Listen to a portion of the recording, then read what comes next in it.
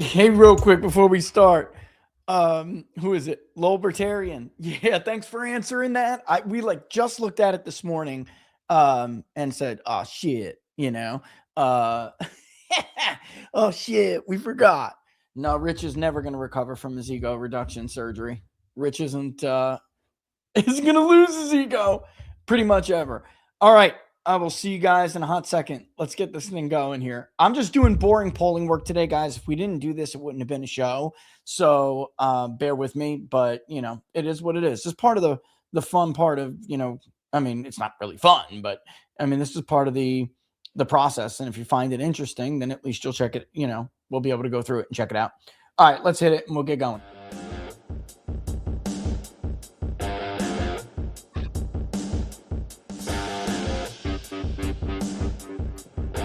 First time live? Well, welcome.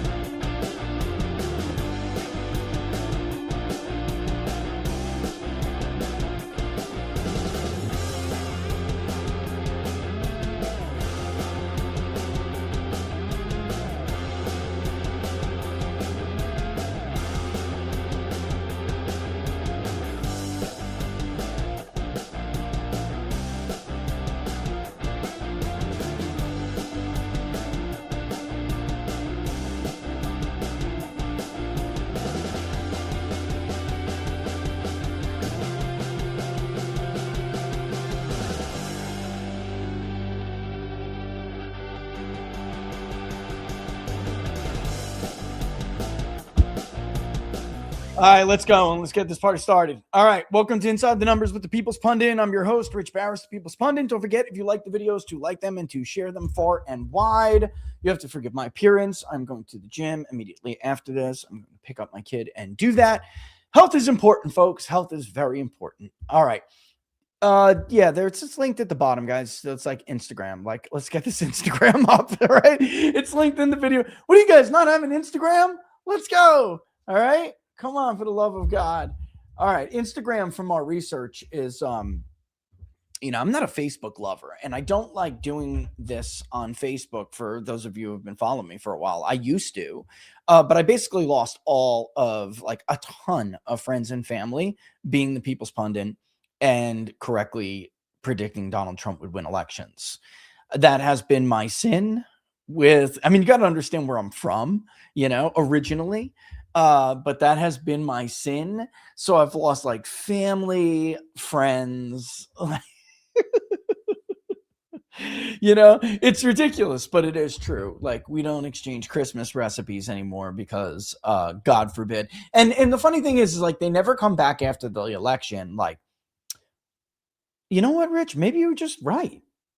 Like, this has been going on for years, 10 years. They never do that. Maybe you were just right, Rich. Nobody ever does that. Just like on the left, because these are people of the left that I'm talking about. They'll just, like, make up something in their head, like somehow, like in 2016, I must have been part of the Russian plot to steal the election because there's no way Donald Trump won, right? And then, fast forward to 2020, which I did not predict Donald Trump was going to win the election. I predicted he was going to lose, and he did. Lose by a closer margin than other polls suggested? Yes, but not in the popular vote. Our popular vote poll was right on the money. But in the Electoral College, that it would be very close, considerably close. A few, 1,000 votes could separate these candidates in battleground states. That's exactly what happened. You would think for the leftists, it would mean, Rich was, he played it right. He played it safe, or not safe. He played it correct, and I thought I did play that one safe, to be honest. But no, that's never going to happen. They'll tell themselves stories. Fast forward to 24. I'm like, literally, like, you have to prepare yourself for the inevitable result that Donald Trump beats Kamala Harris. Like, you have to prepare yourself for this. And, again, you would think they would say, wow, man, this can't possibly be a fluke at this point. Maybe I was just wrong. No, and they tell themselves stories, you know, and that's what the right is doing right now. They're telling themselves a story, and it's human nature. It's human nature. I want to show you something really quick. Okay. Today we started asking the question. Actually, it wasn't just today, but this is today's responses. I'll go and look at how many people we spoke to. 100. We have 100 people that we've interviewed today already. And because I'm having a hard time just like explaining, and I'll play the video clip of the week here. All right. I'm going to play it and we'll get into it. But I'm having a hard time, as I always have, whether it was talking to the left or talking the left in 16 and in 20, and right, or if it was talking to the right in 24. Like, look, this is what MAGA is. All right. It's not even a self-identification. This is what it is. And whether or not people associate with it, this goes into it. Donald Trump's greatest strength as a candidate, above Ron DeSantis, above Nikki Haley, and forget about it, the damn 20 people ran in 16. His greatest strength is that he gets a group of people to vote that Republicans cannot win without, and they only vote for MAGA. All right. Some of them will say, yeah, I'm MAGA. Some of them will say I'm an independent. Here's something many of you don't know. We ask independents an independent identification question, and then we ask them whether or not they associate with MAGA or not. Some information you don't have because it's proprietary. So at the end of the day, we have very clear understanding of who votes for Trump and who doesn't. And we spoke about these people in 24 and called them the Trump or bust voter. You may remember this. Okay. Recently, we started adding a question, which is, have you ever identified with America First or MAGA? And now you no longer do. And we give them a range and everything. I'm going to give you right now, I'm going to give you the most simple way that we ask it before we get into details, other details about, we do the party align. If they're an independent, we'll say, are you aligned more with the Republican Party, the Democratic Party? Based on what they tell us, if they say they're more aligned with the Republican Party, it's just so small. Maybe we should.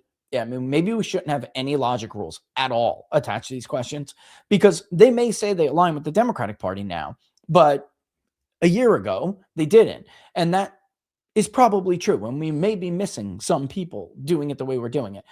But right now, it's like going to be such a small percentage of people that I'm really more focused on people who lean to the right, who identify as independent but lean to the right, and then those who say that they're equally leaned or that they have no leanings at all. Here's what I think some of the posers and wannabes, and yes, I am going to start doing those videos like I told locals yesterday. I'm going to grab like the dumbest thing one of these posers said. I may do it once a week. I may do it twice a week. We'll see how many dumb things they say. They say dumb things every day, but some of them are just totally wrong and totally outrageous that only a poser could say, because a poser doesn't actually have the skill set that I have, and they don't actually do the work that I do.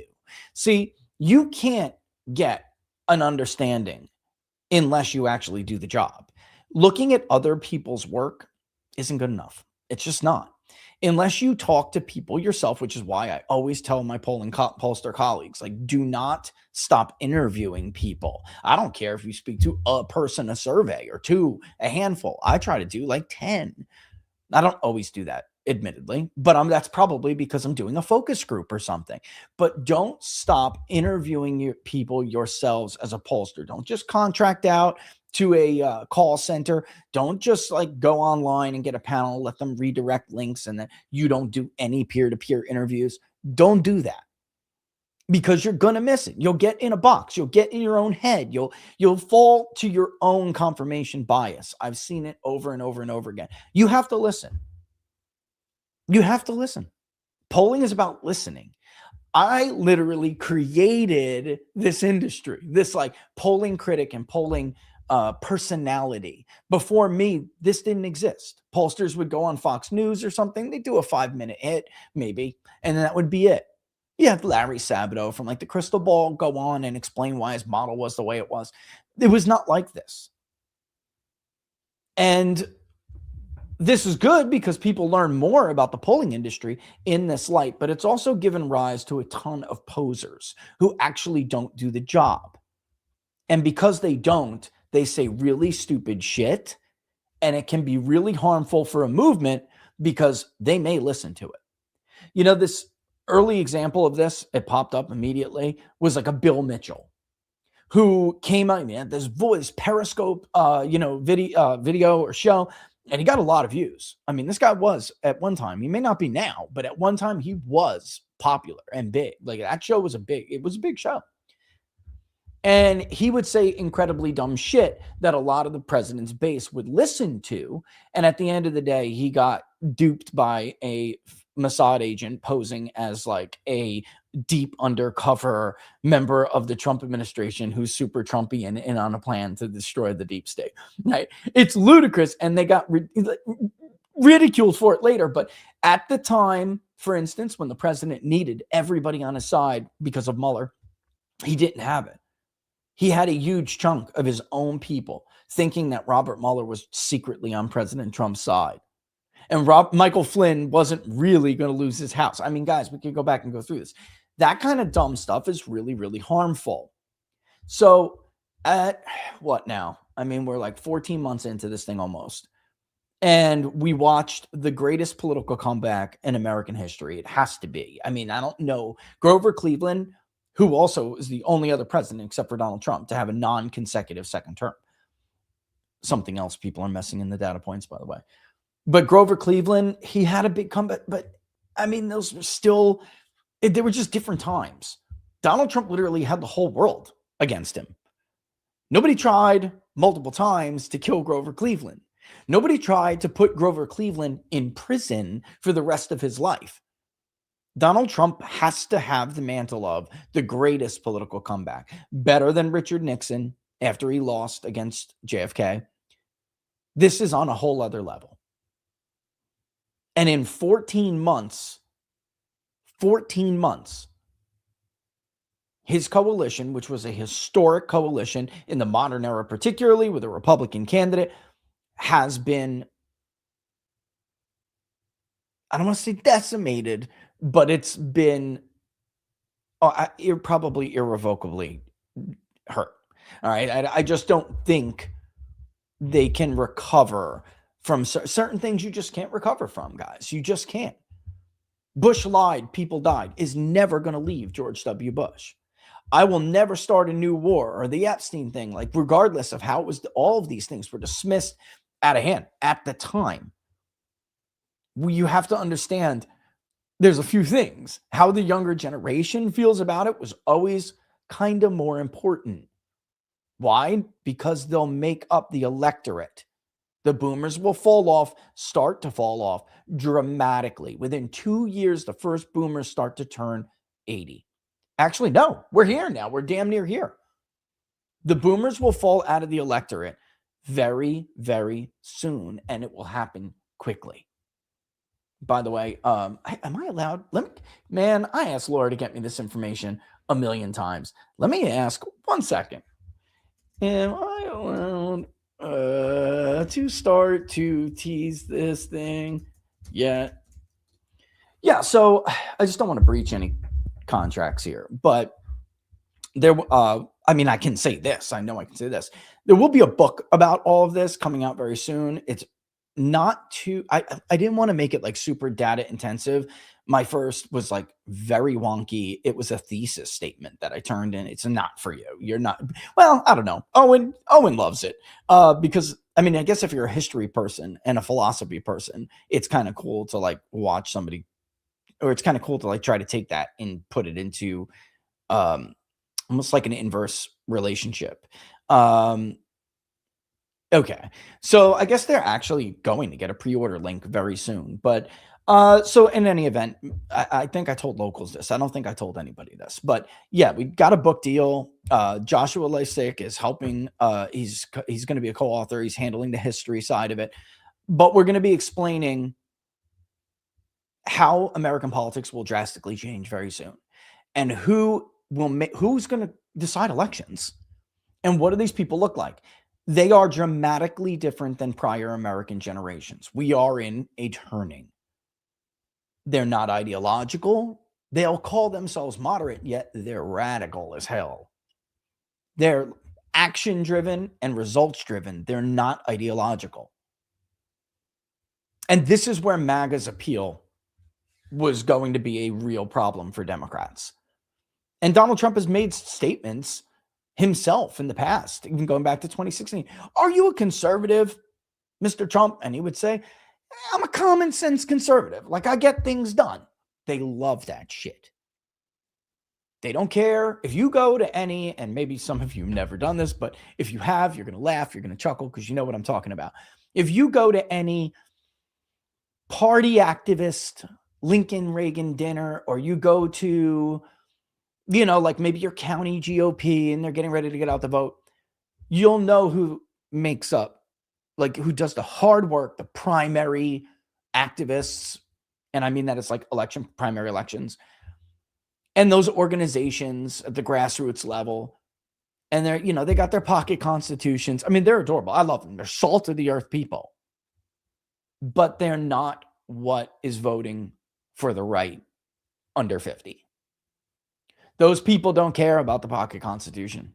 They don't really care that much about the Constitution. And maybe they should. We could debate that. It's irrelevant. It's totally irrelevant. And those people, and there's no nice way to put this, matter more.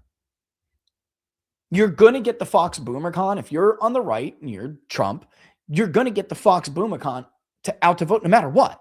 When a pollster calls them and says, hey, are you MAGA? They're going to say yes now, even though a year ago it was less up. All right. Older people are now identifying more as MAGA than they did a year ago. We've done countless charts, and I'm going to do more, but we've done countless charts to show you going into the 24 election how MAGA identification, America First identification, which are two different things now, really, has been very much a new coalition.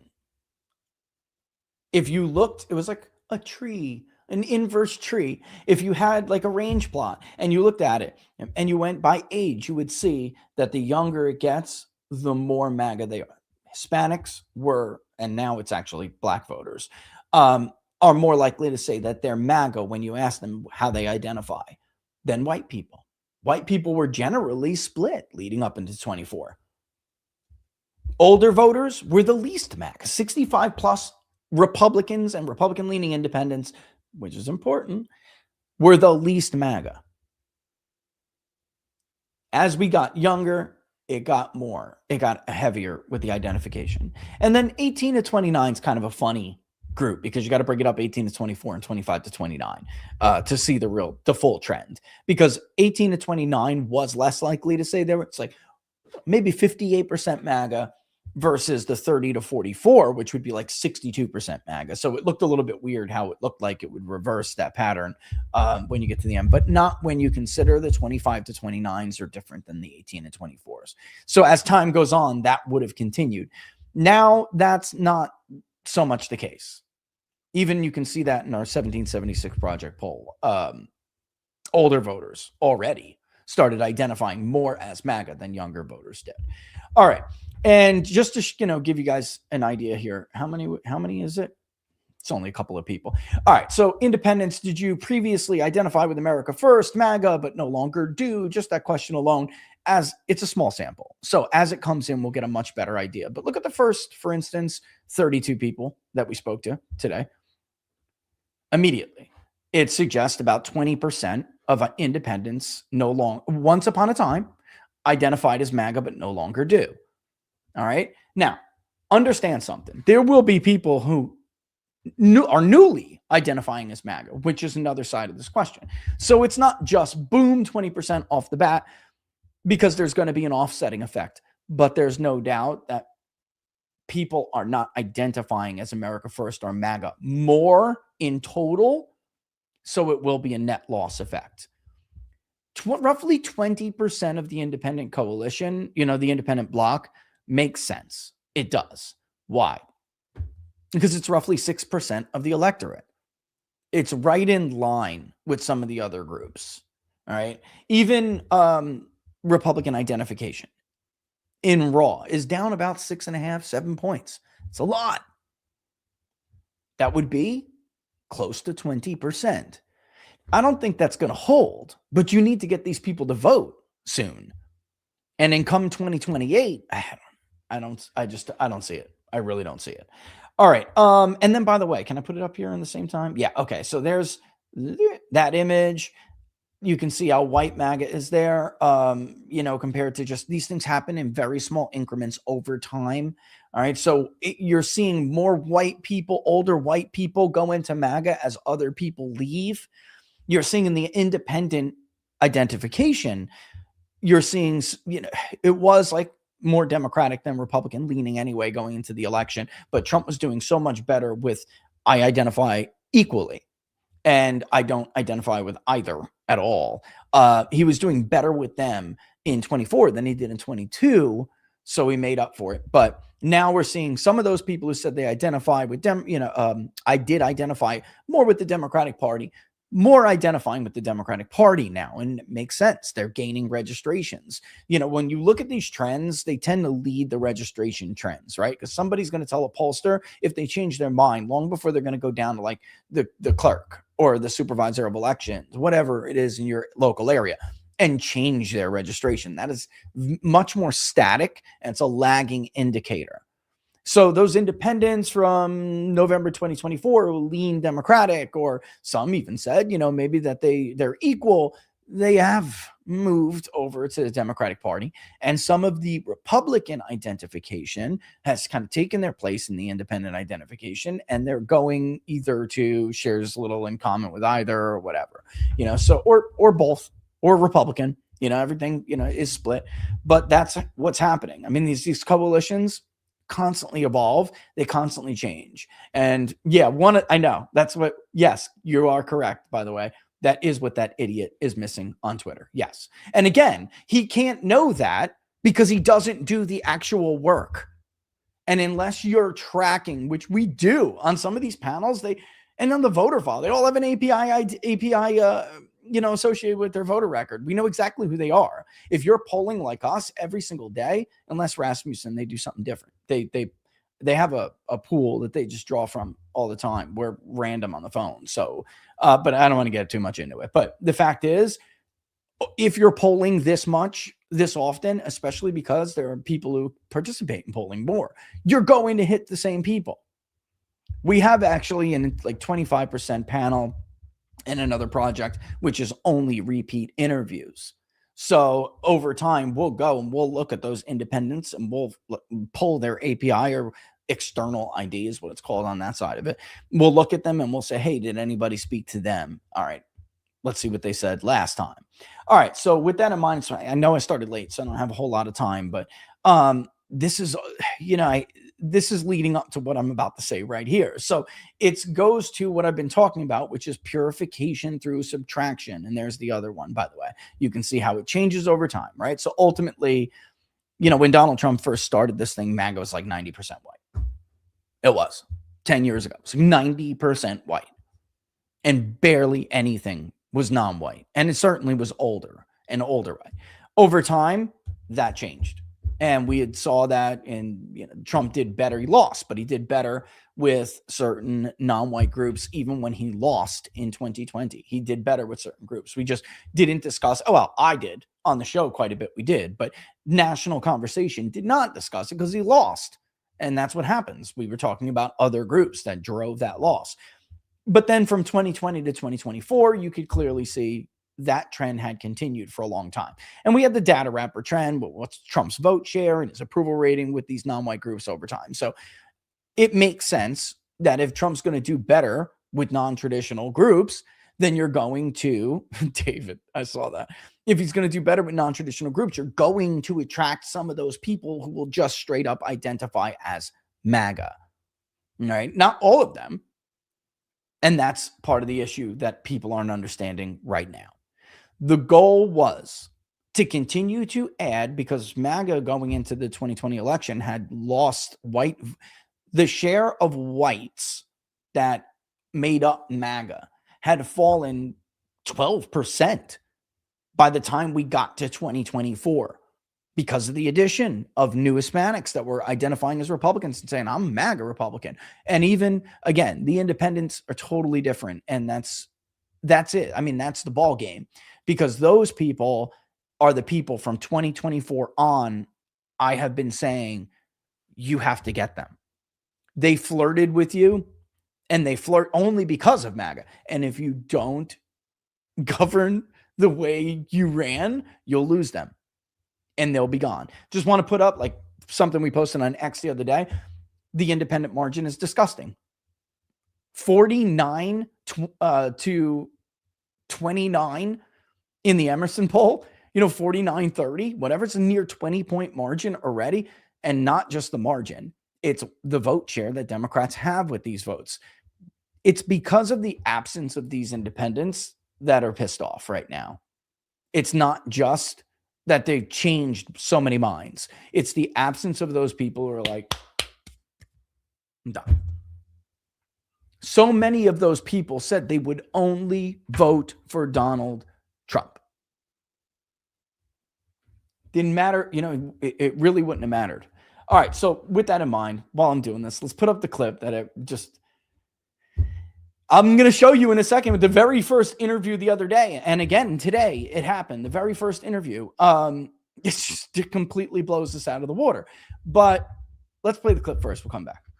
Sometimes you look at the polling data and there are numbers that just jump off the screen at you. And this is one of those. Because just take a look here. MAGA GOP view of Trump. Approved 100%. 100%. If you are a member of MAGA and the GOP, you approve of Donald John Trump. 0% say that they disapprove. You don't have to be a mathematical genius to know you can't go higher than 100%. He is the 1972 Miami Dolphins. Now, there are some. Okay, timeout. Now, there are some. I don't want him to be able to qualify what he said here before addressing this, okay? Because that's what he's going to go do. Harry may not have any, forget about good, any political instincts, and part of that's because he just doesn't have like empathy or apathy towards anybody who doesn't look like him or sound like him or belong in his like social class. But he's not an idiot when it comes to statistics. He knows what he's doing. He knows that's bullshit. You can't find 100% in a subgroup as large as MAGA. There's no difference than when Quinnipiac University used to release polls going into 2020, and they showed higher support in 24. But in 2020, they would come out with these polls that showed zero support for Donald Trump among black voters. Zero. Even though black voters they're almost half the share of MAGA overall, it's still too big of a subgroup to find 100% support or 100% agreement. If you find 100% of anything in a subgroup that large, it's more commentary on how you conduct your polling, or I think you probably just faked it. It's that impossible. And technically, it's not impossible. You can get into statistics of it all. It's technically not impossible. It's a go grok it. Go grok it, guys. All right. Go ask Grok or go ask ChatGPT how likely it is that if you polled 400 people, they would all agree on something. It's not likely at all. It's improbable to the point of absurd. And he knows that. Keep forgetting I'm mirrored. He knows that. He's gaslighting the right on purpose. The way he spent his clips gaslighting the right last year, telling, don't worry about the polls or, how these elections look. The Democratic Party has a 13% favorability. Bullshit. This is ridiculous. I can't believe, number one, even Harry stooped that low to highlight something like that. And two, that the White House took it and ran it as a talking point because it's just so absurd on its face. My polling group had a laugh at this. We all went rifling through stuff to see if we ever found 100% on a subgroup that large. That's crazy. That's crazy. You could speak to 10, 15 Muslims and ask them who they're going to vote in a election cycle like 2020, and you're still going to find a Trump voter. All right. You could interview, I'm trying to think of another example here, an even better example.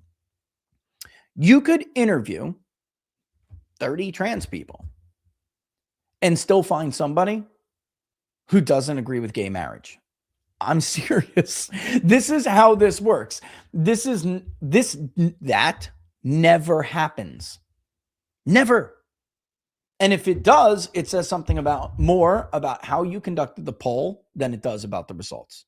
That's ridiculous. Just like it was ridiculous that Quinnipiac tried claiming Donald Trump had no black support. Ridiculous. Absurd. All right. So he's going to go on to qualify what he says there.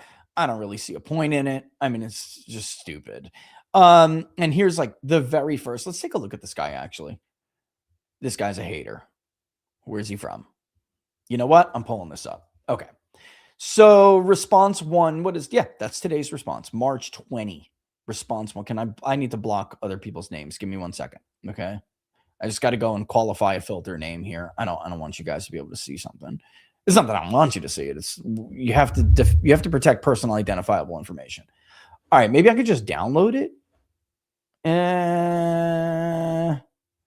You won't see it well if I download it. Okay, I'll just scroll up a little bit.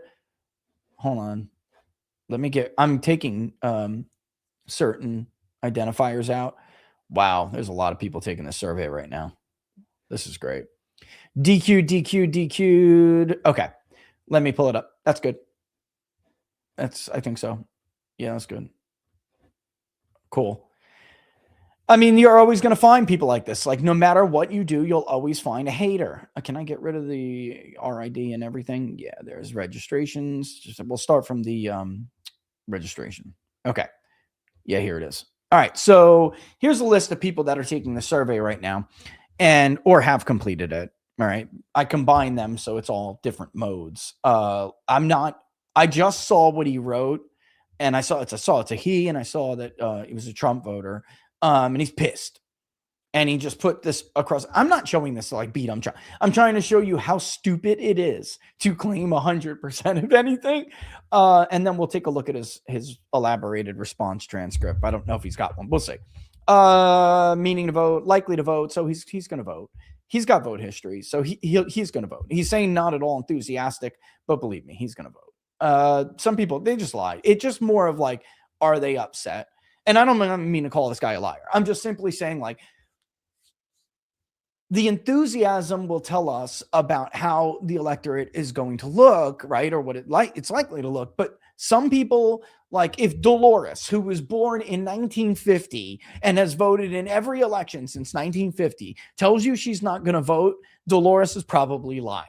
You know what I mean? All right. So if there's a voter who's 55 and has never voted but says they're going to vote, you need to make a decision, because likely chance is they're not going to. Likelihood to vote cannot be the only, like self-reported likelihood to vote cannot be the only thing that's in your likely voter screen, because if it is, it's not going to go well. There's a lot of research on this to show it. All right, this guy's mad at President Trump. Wrong track, strongly disapprove on all these issues. Undecided on the generic ballot, says they'll vote third party. Probably not. I mean, honestly, probably not. All right. This is a real vote. Like, this voter is got vote history. This voter is going to vote. All right. So how much his first election, it looks like he's old enough to be, was a negative 0.2 sentiment. I'll give you more on this in a second. How important do you believe it is to stay out of foreign? Very important. Doesn't trust either party. Israel has too much influence. Trump hasn't explained the goals and strongly, that's what I saw. Strongly opposes the Iran war. Okay. Too focused on foreign affairs. Like, this is a textbook I'm pissed off voter. All right. This is why it jumped out at me. Number one, because it's the very first response today. All right. Says he's an independent, moderate vote. He is what's it called? On his registration, he's not an independent. He's a Republican. All right. Which is telling. Registration does not always match self-identification. People, you guys are on locals. You guys remember the Utah thing we put up? Utah's a great example because there are so many third parties.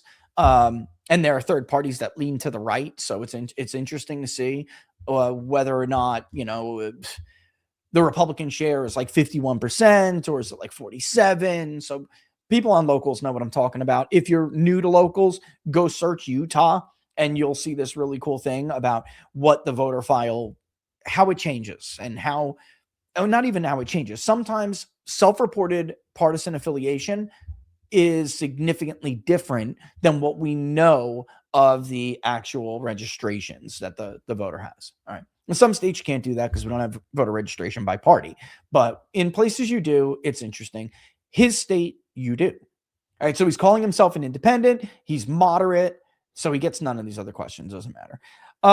He leans more to the Republican Party. Did you ever previously identify with America First or MAGA, but now no longer do? Yes.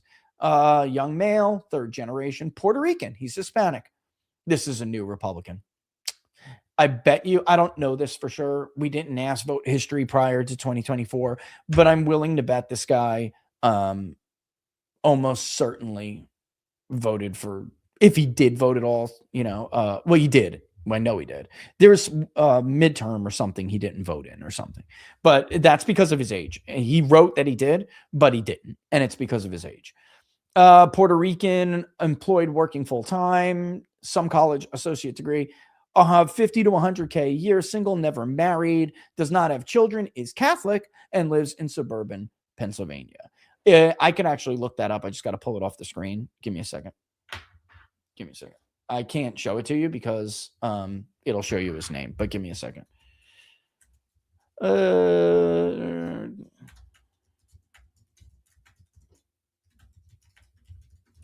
It's southeastern Pennsylvania, I can tell you that, just from where it came up.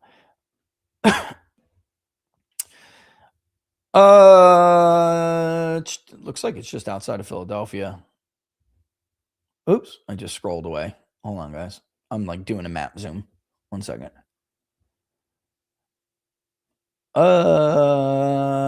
Haverton? Am I saying that right? Haverton? Anybody from Pennsylvania know? It's spelled Haver. Haverton. It's like, it looks like it's northwest of Philadelphia. Makes sense to you guys? All right, so Haverton, southeastern Pennsylvania.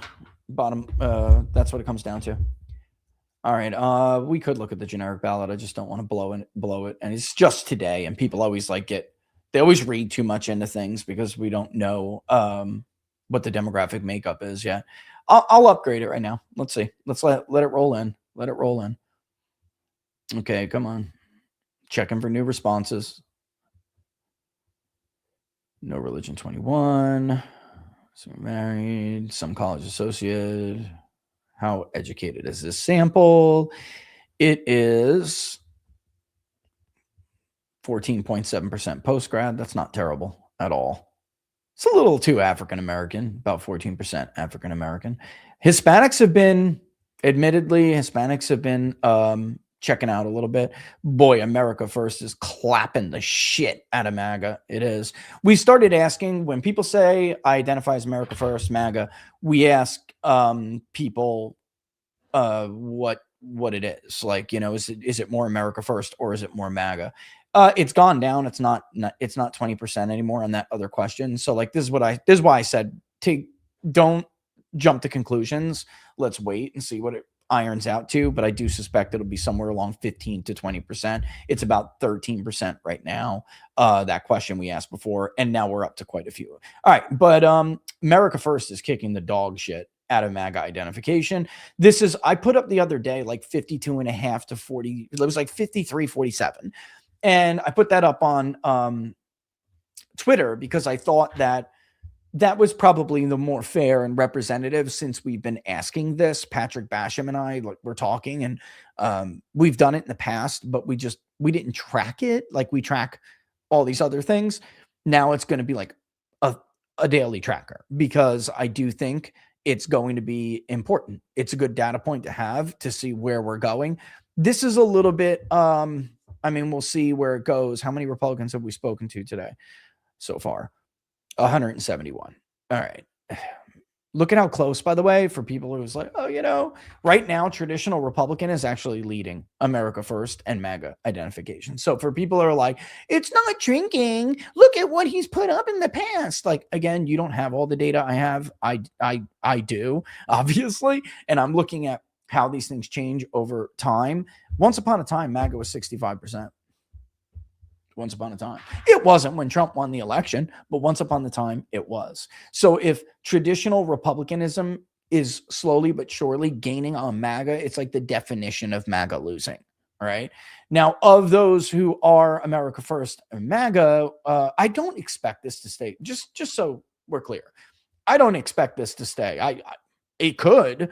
But it's very, very close right now. It's literally separated by 2 interviews out of 171. But the fact that it even is should tell you something. America First identification among Republicans used to dominate. And even on periods when it was close, it wasn't ever, throughout the whole poll, it would never be below traditional Republican. All right. So it is today. I think that's going to flip. I could be wrong, but I think that's going to flip. I think you're going to see America First and MAGA take the lead again over traditional Republicans. Maybe I'm wrong. You may notice that unsure and no opinion is much, much less. That's happening as well. We had a period where it blew up and the percentage of Republicans who were saying, I don't know, I just don't know, got very big historically. And now it's shrinking again. So people are taking their side. And that's something we got to keep an eye on to see whether or not that continues for the foreseeable future. All right. But here's America First versus MAGA. So if they do say they're America First, MAGA, which one are you? Well, if you had to choose, are you more America First or are you more MAGA? Why is that? Well, because Trump said, I'm MAGA. I define MAGA, even though Trump took Make America Great Again from Ronald Reagan. He did. Go look it up. It's just a fact. I'm not picking on Trump. It's just a fact. And he knows it's a fact. So does Roger Stone, which is where it came from. This is a little bit bigger of a lead today. Purple is America First. Blue is MAGA. We'll see if that shrinks. But I think the high for America First on a given time was 61%. And a high for MAGA, I think I can go look it up, but it wasn't high. Like MAGA is trailing. It's just a matter of by how much. Sometimes it trails by 3. Sometimes it trails by 5. Today it's trailing by quite a bit. And it has trailed by these kind of margins in prior days. This is the 1 point above the high. The high for America First was 61. It's currently at 62. We'll see. There's a lot more interviews to go. And like at this point, when we're talking about sample sizes this small, or it's not small, it's just not as big as we're going to get to. A few different interviews can change it quite a bit, can dramatically change the margin. So just keep that in mind for when we eventually do release it. If it goes back to like 52-48 or 52.5, 40, 47.5, there you know why. All right. All right. What else? Did I show these images? We did. Damn, it's 104 already. Let's look at some of the. Yeah, I will address it. So, okay. The right is like under siege right now from all these forces that are trying to destroy it. And they're winning. Not the right. The forces who are trying to destroy it are winning. And I think that's obvious. You got to be an idiot to think otherwise. And the new one in the last couple of days or so is, well, it's not really new though, which was my take to like Bannon and Poso. Like this is just a spin-off of what we have been seeing. But this idea that, there are certain religions that got to go now. I mean, this is really, some of this stuff's getting a little bit scary to me. Race dictates vote preference, even over religion.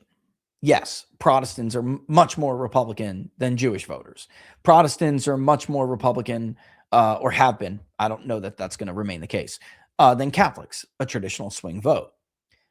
But Trump didn't do better in 24 with Catholics because he just did better with Catholics. He did better with specific Catholics. Hispanics were a big deal. And then all, sub ethnicities like German Catholics and Norwegian Catholics in very important parts of the Mid-Atlantic and the Rust Belt. That's what did it. So Catholics alone, I don't know why we're doing this. We're going after Catholics again. I thought Joe Biden went after Catholics. I was a Catholic. I'm no longer a Catholic. I think you've probably everybody's heard me made a comment or two about the papacy in general. I don't like it. It's a centralized power, and I'm not a fan of centralized power. Neither were our founders. That's why they were constantly worried about some papal conspiracy. But I just don't like this trend we're all seeing where it's, you know what? They're the problem. That group's the problem. Let's get rid of them. Because ultimately what the right is trying to do is subtract. They're trying to purify through subtraction.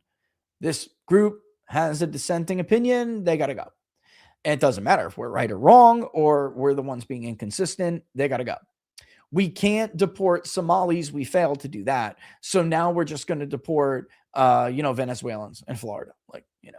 It's just it's crazy, right? And then, we couldn't get rid of the radical Muslim issue domestically, so we'll start a war and make it worse. Race is the driving factor in that. So Jack is right, and I saw the comment. I just wanted to address it. Yeah, Jack is right. I'm always getting glaring comment.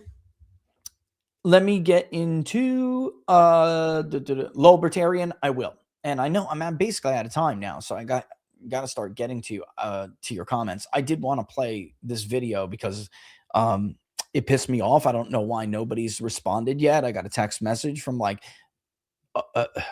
maybe I shouldn't blow them up, but I know people in the TPUSA family are very pissed about this, and yet nobody's really said anything.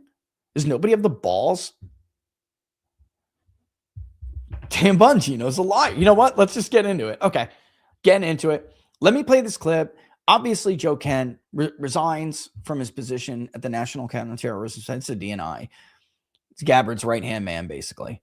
Gabbard's probably going to resign herself. The Trump administration is trying to not the Trump administration.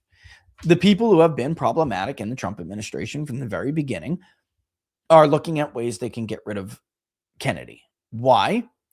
From my understanding, Kennedy will not drop the pursuit of certain policies that hurt certain companies that certain people have worked for.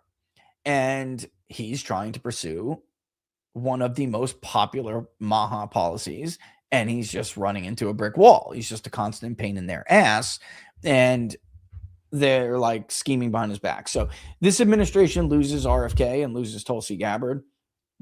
That entire new part of MAGA is cooked, gone. I just don't. You're not going to hold it fighting wars and protecting companies that poison people like this. And it's crazy to even entertain the fact they're all just going to stay because they're as sycophantic toward Trump as his core base is. All right, but let's play this because Joe Kent leaves. He goes on Tucker. I don't know why Joe's going to do Candace. I don't know if he did already, but if you're just going to muddy, and listen, if you're a fan of Candace, great, whatever. I'm not. And the bottom line is I'm not thinking whether I'm a fan of her or not. It's irrelevant. I'm thinking that she's divisive. And if you don't want your message to get muddled with people, and you don't want to be painted with the same brush as her, right? Because Joe, bro, they're trying to call you a conspiracist. The easiest way you could help them is to go on the show of a conspiracist. One that everyone kind of agrees is, Tucker's a different story. I know some of you like Candace. I get it. I'm sure you do. I hear you. You're entitled to your opinion, and I'm entitled to mine. All right, let's get back to it. So he goes on, and Dan Bongino, who's losing numbers like crazy, he'll end up like Ben Shapiro, with a dying audience that doesn't give a shit about anything he has to say. He goes off on this, and he plays the clip, and he goes off on Joe. And Dan has turned into one of the most dishonest people in this game. If not, the tip of it. This guy is, I think at this point, just a professional liar. and a professional cover-up artist. Let's play it. You know, I mean, if An attempted murder of a presidential attempted candidate? murder of a presidential candidate, and then there's another assassination attempt. There's been multiple public breaches of President Trump's security over the last year. Yeah, correct. And then, you know, Charlie Kirk is killed publicly in a very horrific way, and we're not really even allowed to look into that at all. Okay. Listen, folks, this part I have to just leave here. This is some of the most disgusting, unethical, and immoral stuff I have ever seen. A lot of name calling. Leveraging the death of my good friend. Appeal to your emotion. His brutal murder, his assassination that the whole world watched in all of its horrifying gore. Because you didn't For stop. your podcast appearance, you're disgusting. Thank you for your service to the country. You're also disgusting. This is filth. This is just filth. Got anything factual to add to this or no? I wasn't allowed to ask questions, Joe Kent. Wait. I'm just going to leave that there, folks.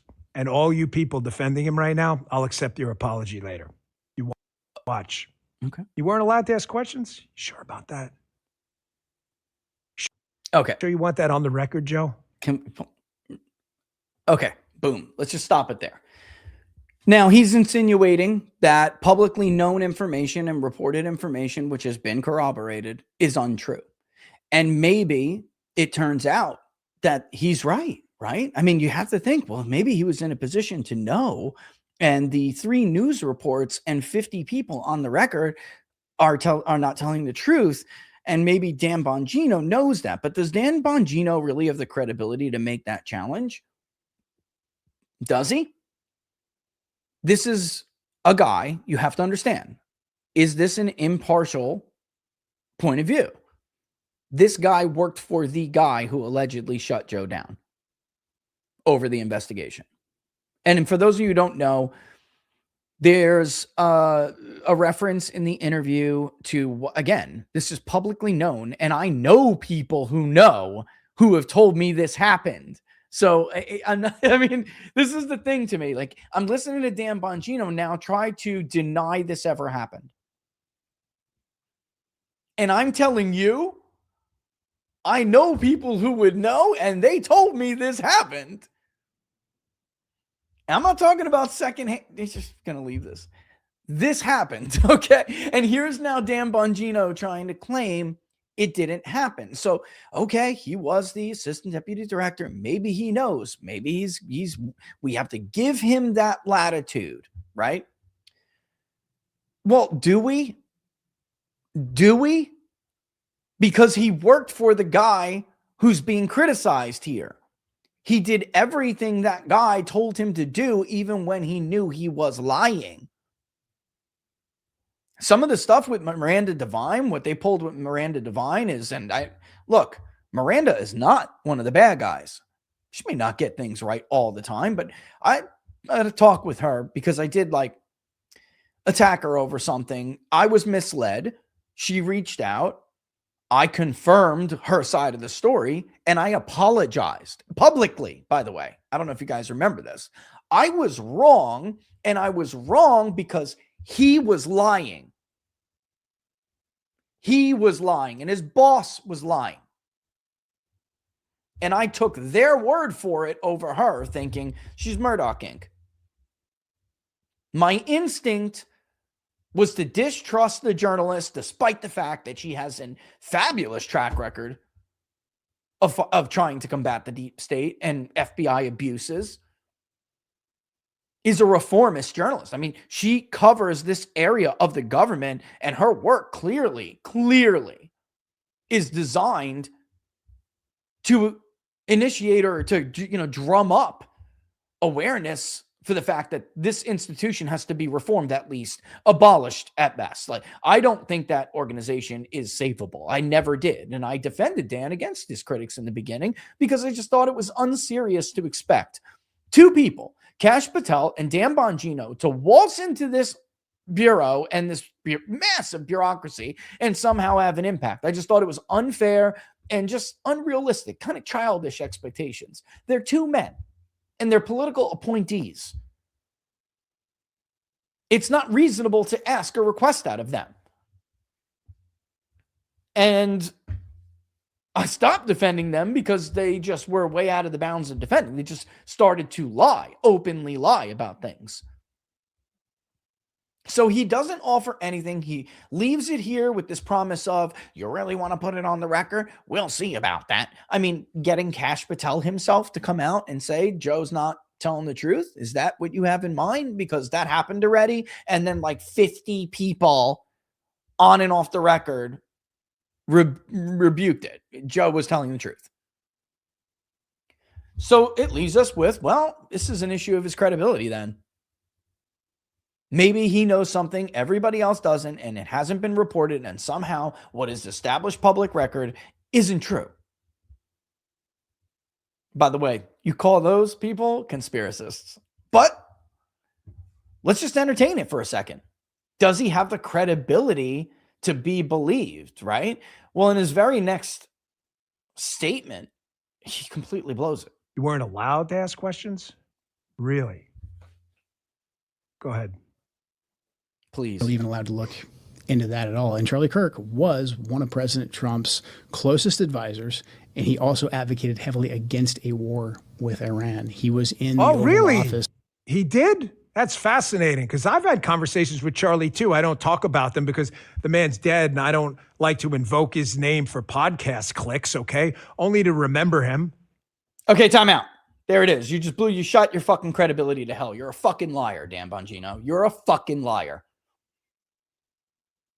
That day that Joe Kent references in the White House, when Charlie's walking out and they see each other in the West Wing, he's not joking. It's crowded. Charlie is not going to lower his voice over something like that. And he said, stop this war, Joe. Stop this war. Steve Bannon was like 10 feet away. Like this idea, you got text messages, bro. You're going to promise to drop some text messages you're never going to drop. I've had conversations. I'm not going to invoke his name. He's invoking his name because you stopped them from acting on their mandate, which is, I don't know. Look, I don't even want to hear people dispute whether Tyler Robinson killed Charlie Kirk. I think the evidence myself is just totally overwhelming. I don't want to taint the juror pool. But exercising the DNI's mandate to further investigate linkage between the shooter and his group of friends and a foreign entity, or some people that were not acting, were foreign entities that may have been influencing certain circles, is not going to jeopardize the prosecution. The kid was radicalized in under 6 months, despite not having a single political view to speak of before it. That smacks, and he fucking knows that. He knows that. That smacks of some kind of influence. Smacks of it. And when the DNI gets credible information, which there wasn't just one here, by the way. And I'm trying to watch my step a little bit. It's not like somebody who's cuckoo for Cocoa Puffs called up and leaked some intel, guys, that there was something going on. This is multiple data points that suggested the same thing. How did this kid get radicalized that quickly? It's a fair question to ask. And he's over here trying to now rewrite history and claim that Charlie Kirk didn't oppose the Iran war. He's a liar. And anything he said before, how are you supposed to believe his version of the story that he just went over? How are you supposed to believe his version of the story on whether or not they stopped Joe from investigating those links when he just lied about Charlie's position, which everybody knows? And like I'm saying, they better have the balls and come out and actually say something, because don't fucking text me then like how mad you are over it if you don't have the nuts to say something out loud, because you know Dan Bongino was giving marching orders from the White House to go after black pillars. He's a liar. Invoking his memory. You're staining it right now, lying about him. You're going to play some clip from 2001? The truth is, Of course. People like Blake, they're right. Of course, if Charlie was here right now, he would be doing whatever he could to mitigate the damage and support the president because he supported the president. But he would not be cheerleading for the Iran war. He'd be doing everything he could to get the positive outcome for the country. Once you're in a war, you want your country to win. And you want your president to succeed. But it still doesn't mean you thought this was the right policy and you supported it. That's a lie, guys, that just shouldn't be tolerated in that space. And then he has the audacity to go on, and so you're just bringing up someone's name for your podcast. No, he's bringing it up because it's part of a greater narrative, and we all know what it is. That this administration doesn't do things it should be doing because it'll hurt people that don't have our best interest at heart, that are fucking everything else up, that are going to hand the country a radical candidate that is promising left-wing populism and will usher in fucking Pol Pot.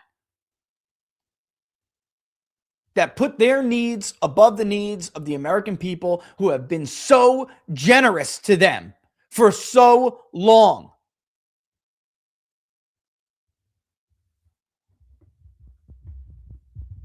Charlie, oh, really? Right now? Stooping that low. I just can't even believe this. 100% support, something everybody knows in this business, is completely fictitious. Charlie didn't oppose the war in Iran. Something everybody knows is a fucking lie. And he knew the kids hated it. This is what I was just talking about. But I hope he doesn't care if I bring it up, because I feel like I really want to bring this up. Say something then. Say something. See, this is why some of these people do have legitimate frustrations. You can't just yell at Candace when she lies. You can't just get upset with Candace when she lies about Charlie. Everyone's afraid of losing access and this and that. How about just fucking being honest? What happened to the most important thing? Being honest, having integrity, and telling the truth. There's a fine line in this business, man, because these administrations, these cliques of power, they come and go. Once upon a time, there were people who didn't want to, step out of line with Obama too, man. That team will ruin you. Where's that team now? Right. Who gives a shit? All that remains is your integrity. Your integrity will or will not outlive a politician and their administration and their influence on American politics. Or your mission. Because you know what young kids really hate? Liars. They are, Generation Z is a generation that grew up living one crisis after another. A crisis started by liars. Professional expert liars.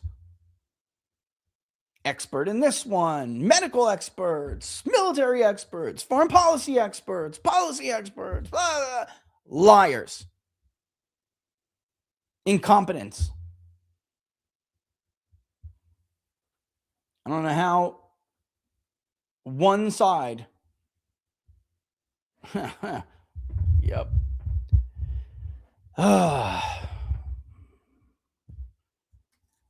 Sorry, my son's show. I just messaged my son. He's asking me what we're doing here with the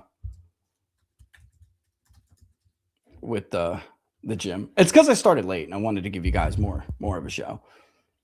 This is beyond the pale. This is beyond the pale. So anything his version of events, as far as I'm concerned, has no credibility whatsoever. None. If you can't even go and tell the truth about Charlie's position on the Iran war, then you have zero credibility. Forget the fact you lied about the Epstein files. Forget the fact you lied about the Epstein footage. Cernovich was right, man. He was right. I'll never forget that day. Never going to forget it. Going to talk about it over and over again because I think it's really important. That day, him and Cash got marched into that room. That guy came out looking like somebody killed his fucking poodle. He was a broken dude walking out of that room. You could see it in his eyes. Now look at him. He's clowning himself. Guy's headed to the Ben Shapiro world. That's where he's going. Thank God I'm not an influencer. Thank God. Well, I'm not. I mean, at the end of the day, I'm a pollster, and my work is always going to be here. Like, that's it. I just want to check up on MAGA again here. America First versus MAGA. It's got to tighten. It has to have tightened. We're going to see. It has. Okay. Now it's really around where it normally is. But again, it's only a couple of more interviews. It's 55-45 now. America First, MAGA. Man, Democrats are crazy. I mean, they're socialists. That's all there is to it. They're socialists. Oh my God, the generic ballot's ugly. This is going to be between 15 to 20%. Independents, who the share of independents who were prior MAGA is going to be 15 to 20%. All right. I'm telling you right now, we're at 202 interviews and it's back now up to 16. So it's going to be 16 to 20%. And we'll see what happens when the weights go. But you can see how many interviews have been completed since we've been done with this. By the way, is there any other pollster who does this? Anybody? No. You ever see a pollster like open up their survey software and actually go over the results like this, or like show you in like an individual interview? Of course not. They're full of shit. Rich, looks like Vance took your advice. Sit out. Yep. Sure does. And I said, well, whatever, revisit this in a couple of months. But right now, look, I always hear people say, oh, it's so early. It's still way too early. That's true. In politics, a month is like forever. I get that. But there has been a sufficient period of time that has gone by that basically paints us a macro picture. What are the themes of this election going to be? How is the Trump administration going to fare against what is always the argument in a presidential election? Who's the best to take you into the future? Because something the Trump administration desperately doesn't understand. And Republicans are bad at this in general. I thought Trump did understand this, in fact, as a brander and a marketer. I thought he did, but I don't know. Maybe he's just lost it along with other things. But they're about the future. Elections in general, but especially presidential elections, are about the future. Americans are progressive, forward-thinking people. They don't want to hear what you did for them. They don't. They don't want to hear that shit. That's why Ronald Reagan didn't harp on that stuff, and he came up with the greatest line ever to paint that whole thing and just deal with it and put it on the shelf. But then he would talk about the future. This is what I intend to do in my second midterm administration. Are you better off than you were 4 years ago?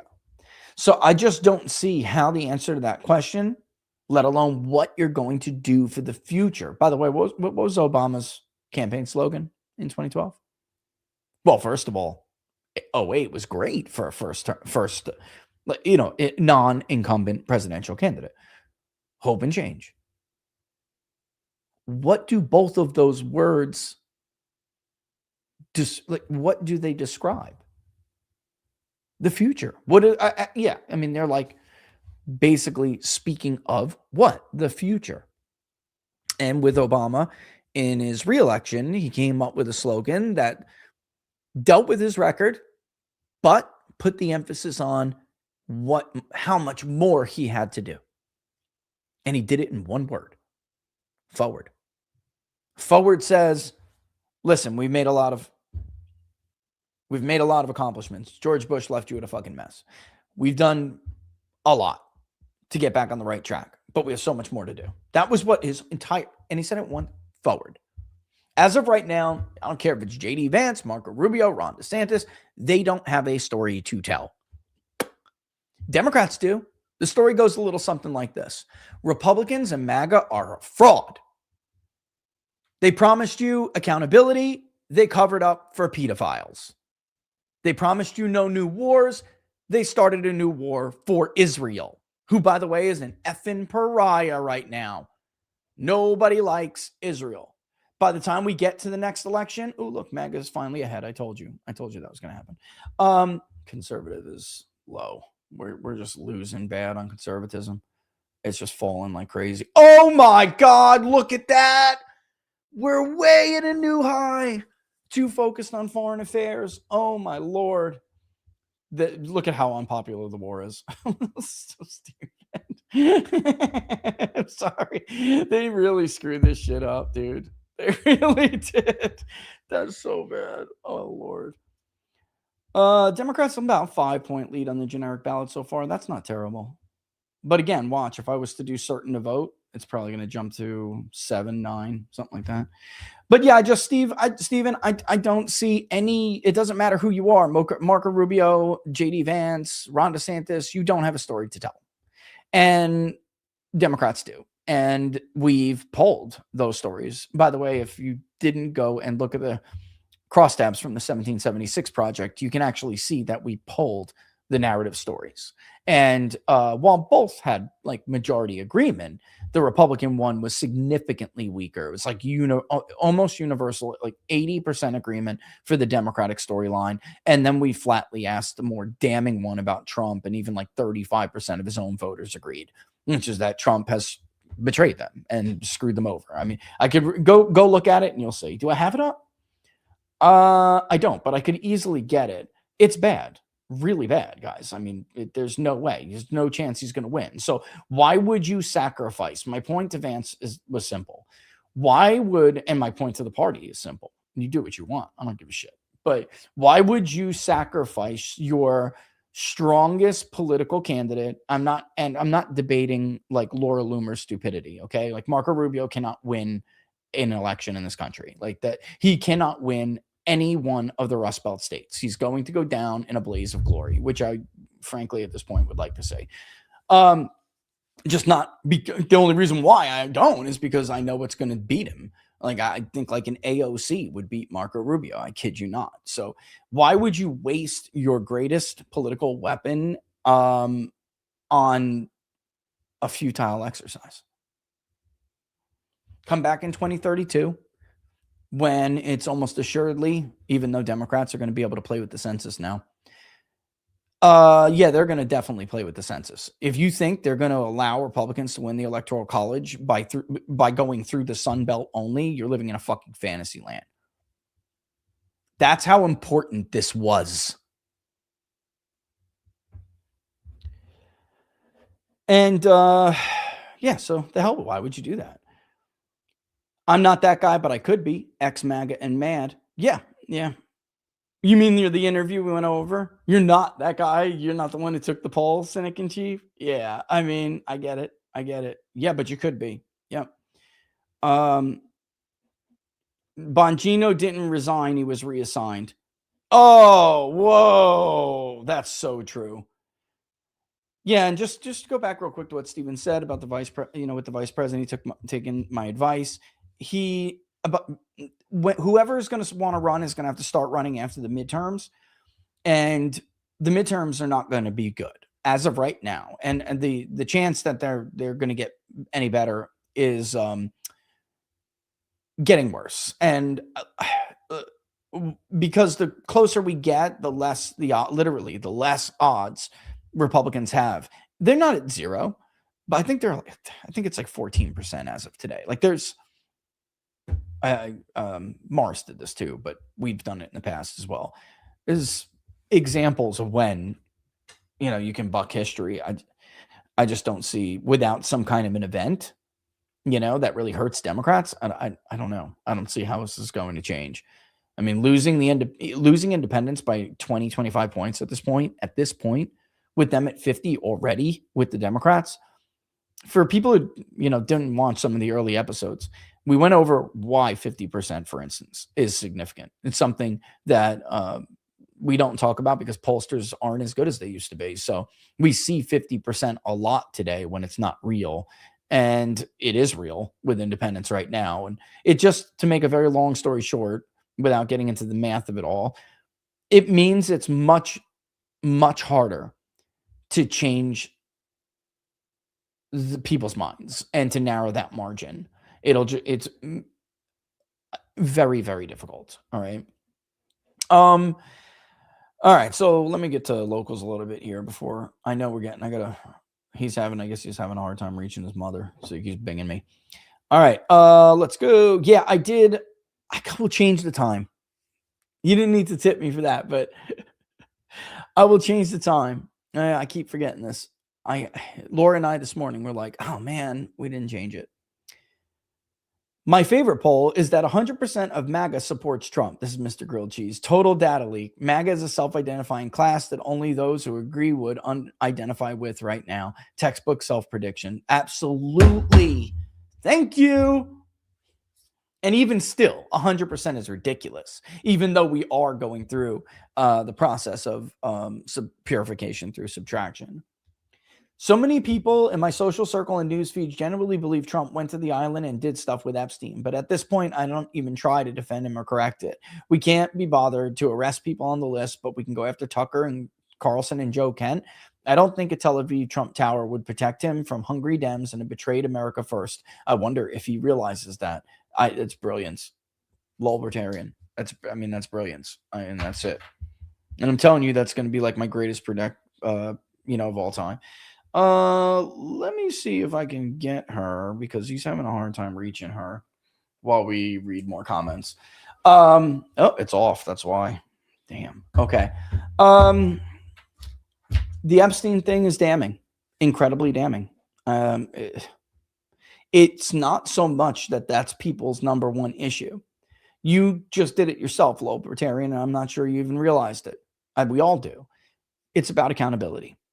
And right after you said it and brought it up, and by the way, it's also about affirming a certain view. It's like the leaks against Hillary Clinton didn't do Hillary Clinton in alone, but they did affirm what people thought about Hillary Clinton, which is that she's a pay-for-play skank, like that's it.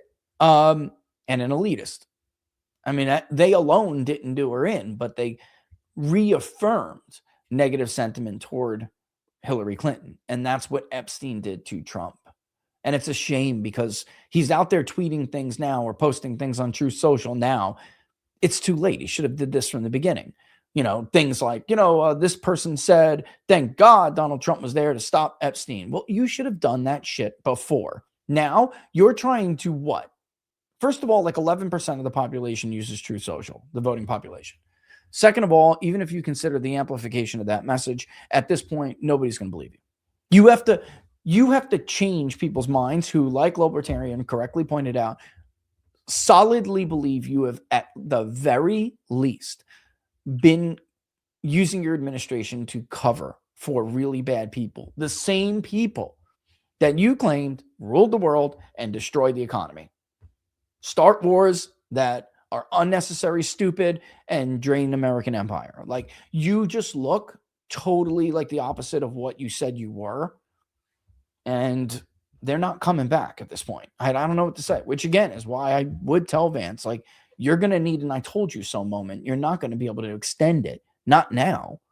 Something drastic. And I'll let you know if that something drastic happens. But I just don't see it, guys. I don't see it. USA Now. I'm Californian. If my city gets bombed and I die, just know that I don't think it was Iran. I think it was the U.S. government and that I fucking hate these evil fucks.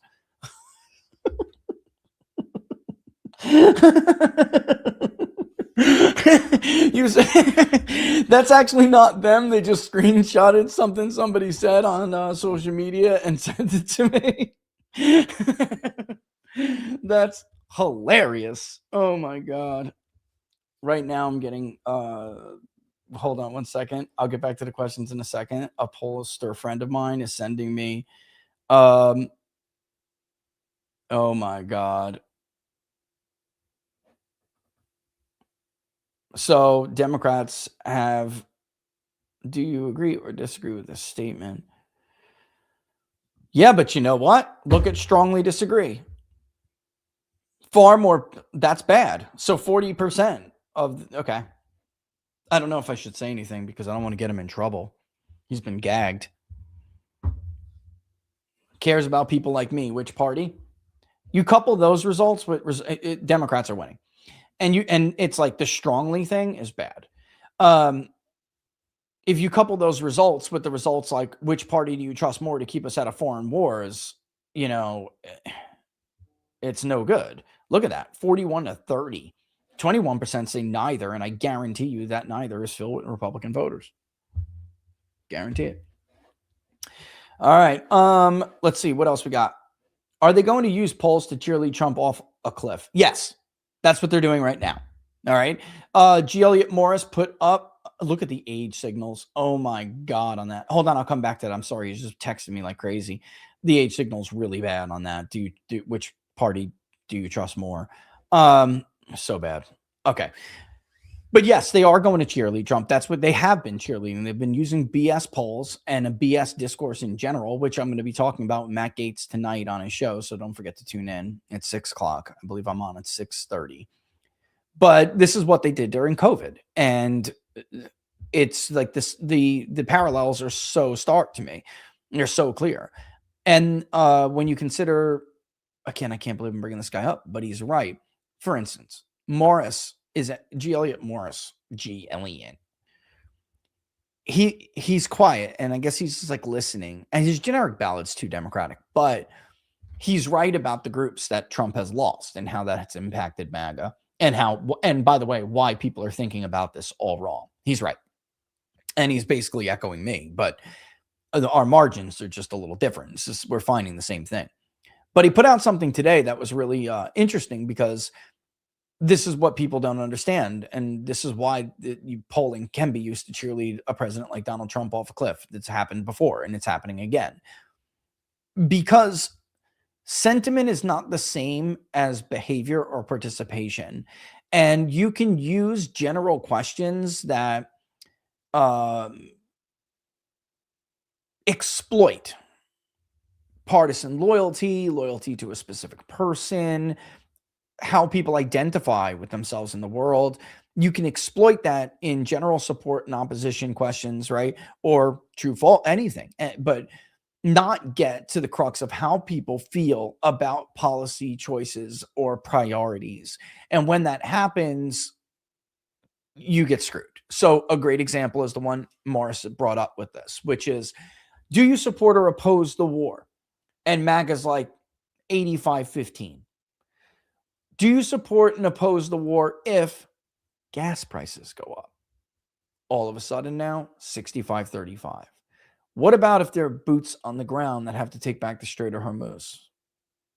75-25, right? So the polling question has to be worded to fully capture the reality of the policy.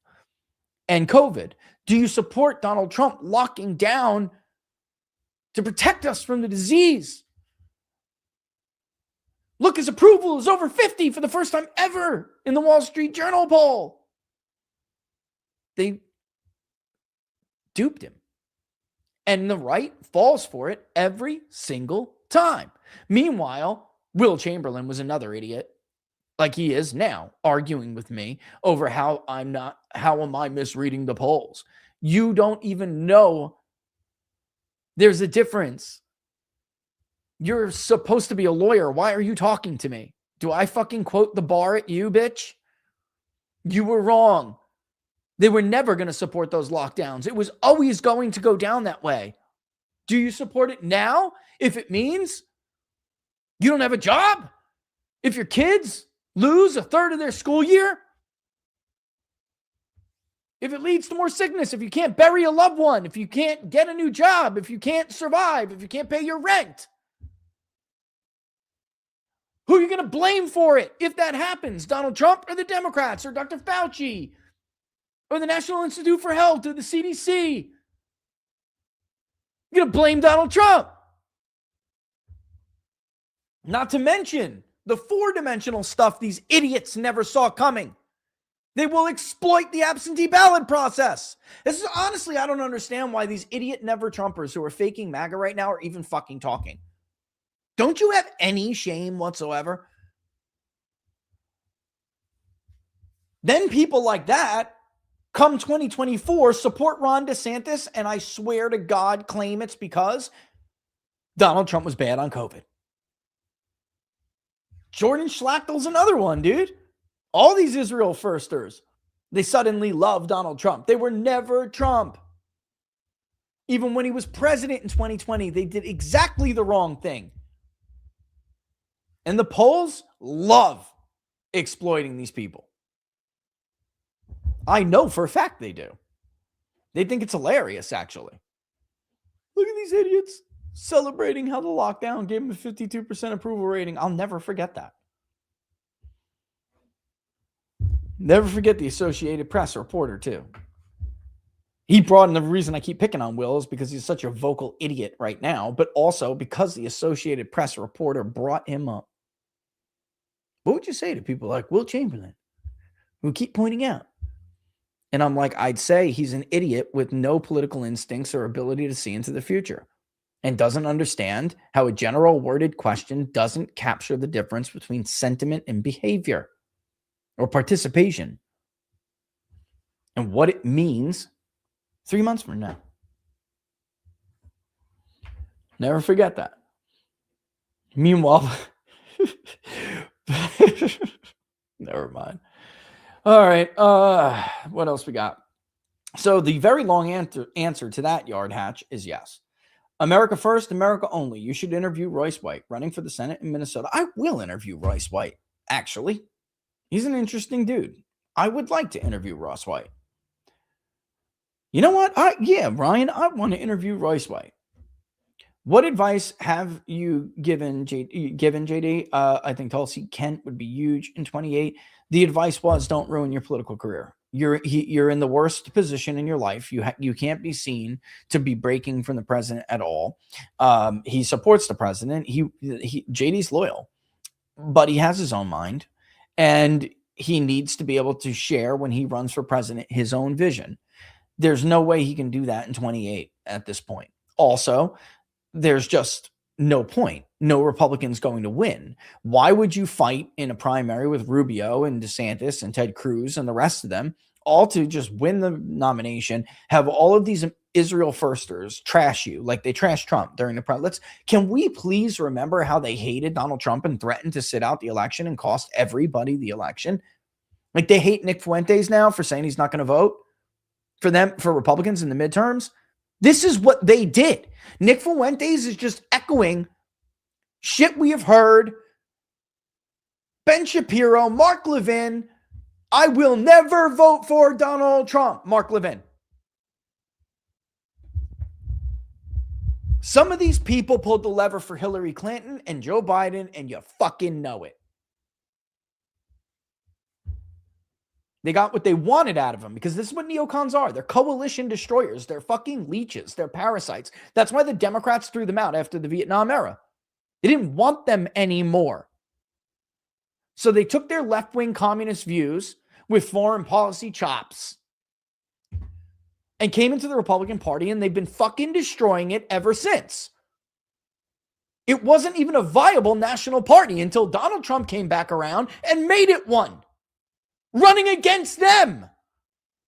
Honestly, this is not really a debate. This is an argument between stupid people who refuse to recognize reality and people who aren't stupid. 100% of people who believe 100% are retarded. There's a stat for you. Can you address the quote from a few Republican victories in Virginia special elections? 26 is a lock for Dems, but I'm dubious about any timeline beyond that. Let me just deal with that first, okay? Oh, more about it is right? Okay, scaring people into keeping Dems out won't work anymore, but as Virginia is proving right now, Dems are power drunk and immediately alienate everyone. I don't think Dems will embrace a populist left. The party is too corporatist. Intel captured for it. Okay.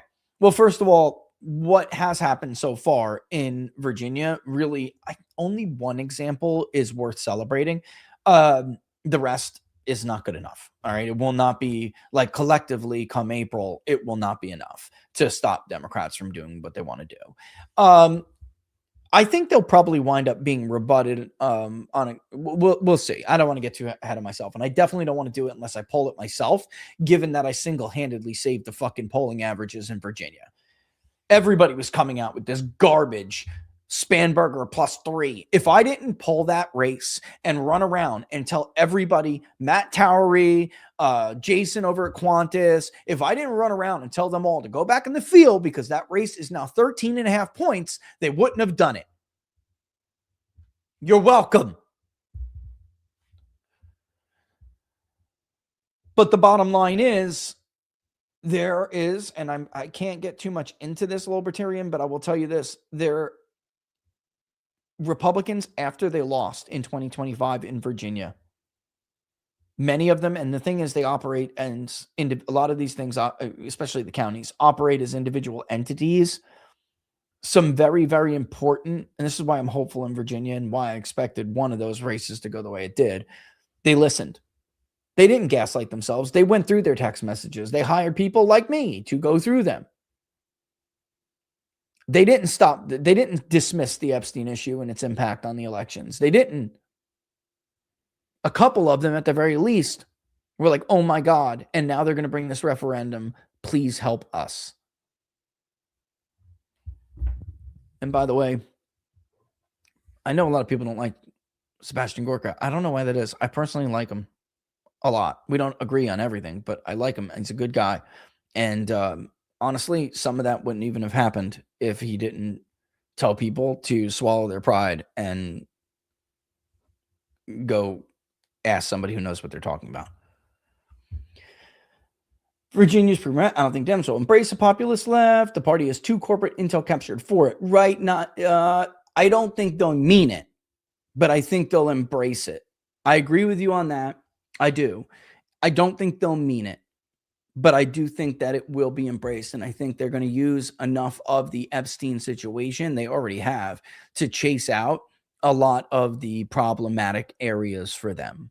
So it's still a deeply entrenched institution within the Democratic Party. So I do agree with what you're saying there, but they're much better than Republicans at like masking their own, the truth. And I think somebody like, I don't want to say his name because I do not want to encourage this guy to run for president. He'll kick the shit out of Marco Rubio, dude. But there's enough candidates out there that are doing very good at co-opting this message. I never thought Ro Khanna would be this emerging leader of this movement, of this new realignment. But I did think that Ro Khanna understood it and was helping. He wouldn't be the face of it, but he was helping to like coalition build, and eventually a dark horse would present themselves and they would take that mantle and they'll govern like a nutcase leftist, but they'll run like they're MAGA, and we're hearing that already, by the way. And I agree with what you're saying. I think we got to be careful with it because, Barack Obama was genius at it. Did he govern like he ran? No, but man, he kicked the shit out of John McCain, didn't he? When you have been laughing at gas price memes and then realize you have to get gas and you realize it's not a fucking joke. Yes. I can't say that, Ryan. By the way, I can't say it. And I don't just mean that. It's not just them because like there is a lobby behind it. And by the way, I got the book right here. Hold on. The Israeli lobby. Okay. This is what the most ridiculous thing about the claims that like brilliant international relations theorists like Stephen Walt and John Mearsheimer were anti-Semitic.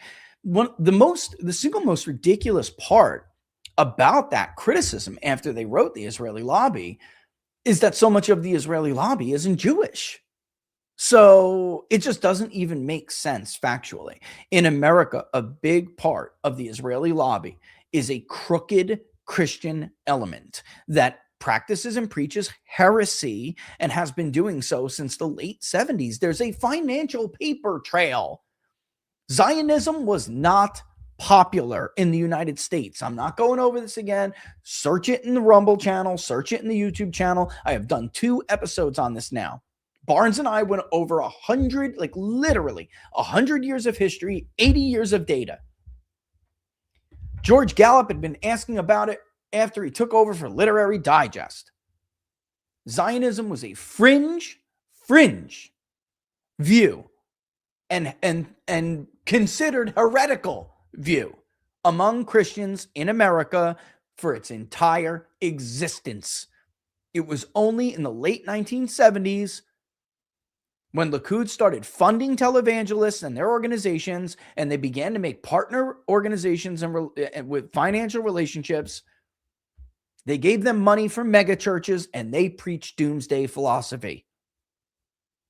That was the birth of Zionism as a serious view in America.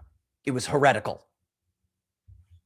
It's just a fact. You can agree with it, and that's fine. But don't get mad with the under 50 crowd who doesn't believe it. Your generation came up with something. You failed to perpetuate it in a majority, or even close, of future generations after you. So don't sit there pissed off that millennials, Xers, and the rest, everyone down, doesn't agree with you. They look back in the history and they say, what the fuck is this? And by the way, I love my pastor. We just went over this. He actually did a thing about it, a sermon about it in church. There are 3 big boundaries toward the growth of the church in America. 1, well, actually, all 3 are about the perception of the church. 1, Christians are judgmental. 2, Christians are hypocritical. 3, Christians pollute their own doctrine with, and the most cited one is foreign policy. Like it's all about the doomsday thing. They don't like it. We have to start wars for that shit? No, we don't. Some others will mention, they used to mention abortion a lot more. Like that was the thing. Like Christians, pervert their beliefs with politics and they try to force it on other people. Like, what happens in my bedroom is my business, kind of thing. It used to be more of that. Now it's dominated by, they have polluted their own faith with a foreign policy doctrine that is heretical. That is the number 3. But they know this shit. They've commissioned studies too, privately. They know it. Right? Organization that starts with a B. You fucking liars. Funny how only the garbage fake filth gets put out in a press release. The rest you keep for yourself, right? The rest you try to bury until somebody gives it to me to look at. This is what you've been talking about? Yep. And every year we get an annual reminder of these things destroying the church through the Christmas poll. And it's sad. While I have fun doing the Christmas poll, I love it. Worst thing about the Christmas poll is that I have to look at a ton of people who could be believers and should be believers. And Andy Stanley's right. The reason why the church isn't growing anymore the way it was in the past is because you've perverted what Christ said. If you would teach what Christ actually said, it would be irresistible, like it was throughout the rest of the period. Every time it gets perverted, it goes down. Religion has a long history of religions doing that, by the way.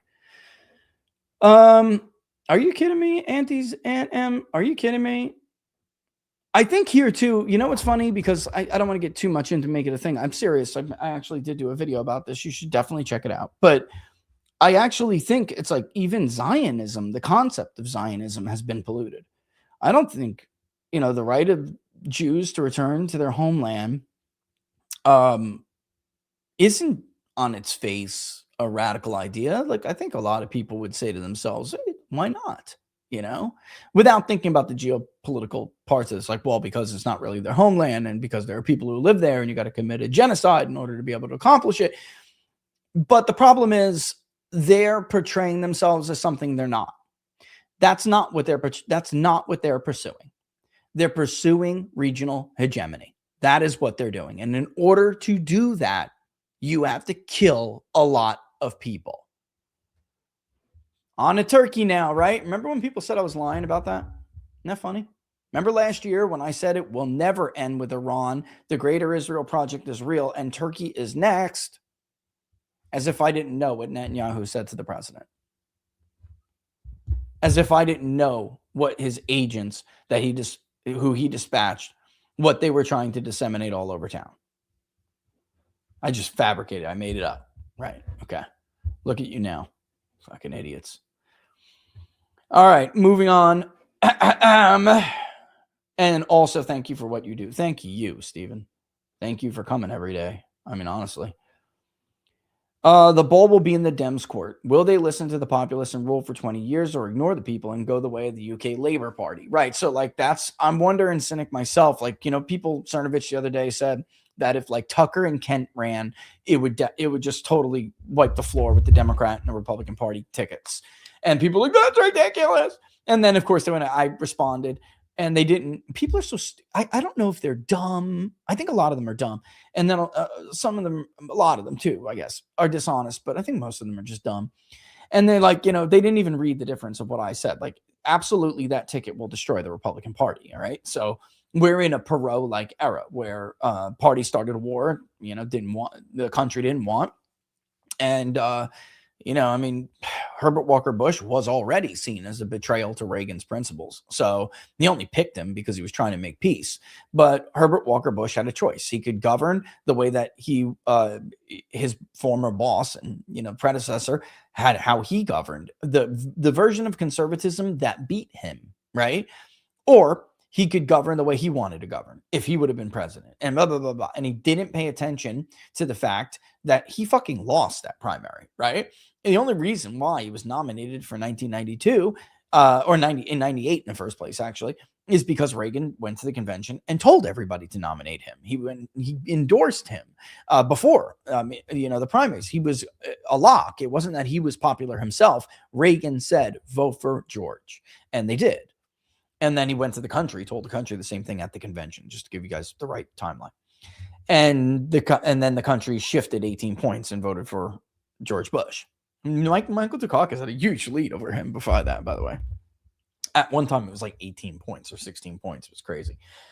But in any event, then you have all of a sudden, I think Cynic and Chief's got a good point here, because it's not just a question about what Republicans are going to do, right? It's a question about what Democrats are going to do, because their party right now is telling us they're more radical than ever, but also telling us they want to moderate themselves. So we went too far to the left. So we need to recenter. But their center has been shifted so dramatically to the left. Can they really do that? And who's going to lead this party? So I think that what Democrats do is a big part of this that we don't know. I'm assuming, when I tell you about what my projections are right now, I'm assuming they will not have a complete meltdown. And by the way, Republicans didn't need to get their act together to take advantage of Democrats doing what Republicans have done right now. When Obama betrayed his people and did not govern the way he said he was going to, and it led to the rise of Trump. Democrats didn't have to Republicans didn't have to get their act together. I mean, they took advantage of just being the other, right? It's when they had to govern that became a problem. And that's what Cynic's talking about right now. Yeah. Otherwise, I think it's possible, Cynic, that, or at least I will say this, we're in a time where it's more likely a third party candidate can emerge than ever before. Can they win? No, I think eventually the other things will just replace these parties as they exist today. Dismissing what Cernovich is saying is idiotic, stupid, and frankly, just ignorant. You're ignorant. You don't understand American politics, the history of American politics at all. All George had to do was say, read my lips, no new taxes, and then start a minor conflict in the Middle East. He didn't even try to invade Iraq, and it was popular, by the way, something this was not. And what happened? It led to the fracturing of the coalition for a decade, damn near a decade, right? Like that one idiot, he's like, okay, you know what? I just don't like I don't like punching down and showing people, dumb people, which is why I want to do short clips of like the dumbest tweets. Because like one of my D writers on X who is like, this is just so stupid. Nobody cares about foreign policy. That's exactly the point, dummy. That's why Ross Perot did so well too, because he did not talk about foreign policy. That was exactly the point. He said, I'm going to deal with your problems, your pain at home. Duh. Holy shit, you people are fucking stupid. That's the point. And as an extension of cynics, Tallarico will at least appear to be on the side of the populace, and it will work because no one else will. Newsom won't care and will ruin the Dems. Yeah, Newsom, I just don't think is a very strong candidate regardless, but I don't think he's getting the nomination. Because in order to win a Democratic nomination, you have got to have significant non-white support, especially black support, since they changed the schedule. If you guys remember, they front-loaded the South because Joe Biden had no support in New Hampshire and Iowa, and they did not want to humiliate him. So they front-loaded it. And they took away Iowa and New Hampshire's first in the nation statuses. Iowa wound up doing their caucus by mail. It was a joke. It was just like a totally meaningless contest. You have to win South Carolina, man. I mean, that's how Hillary Clinton eventually stopped Bernie, because she had black support, Okay, going through. Damn, a lot of comments rolled in. Don the Boomer goes on incoherence rants and posts and lies constantly. I'm starting to see a pattern with each administration. How far can they push Americans before they revolt? Tulsi and Vance are alone. Yeah, and I think you guys are going to find out soon that Vance is going to be even more alone soon.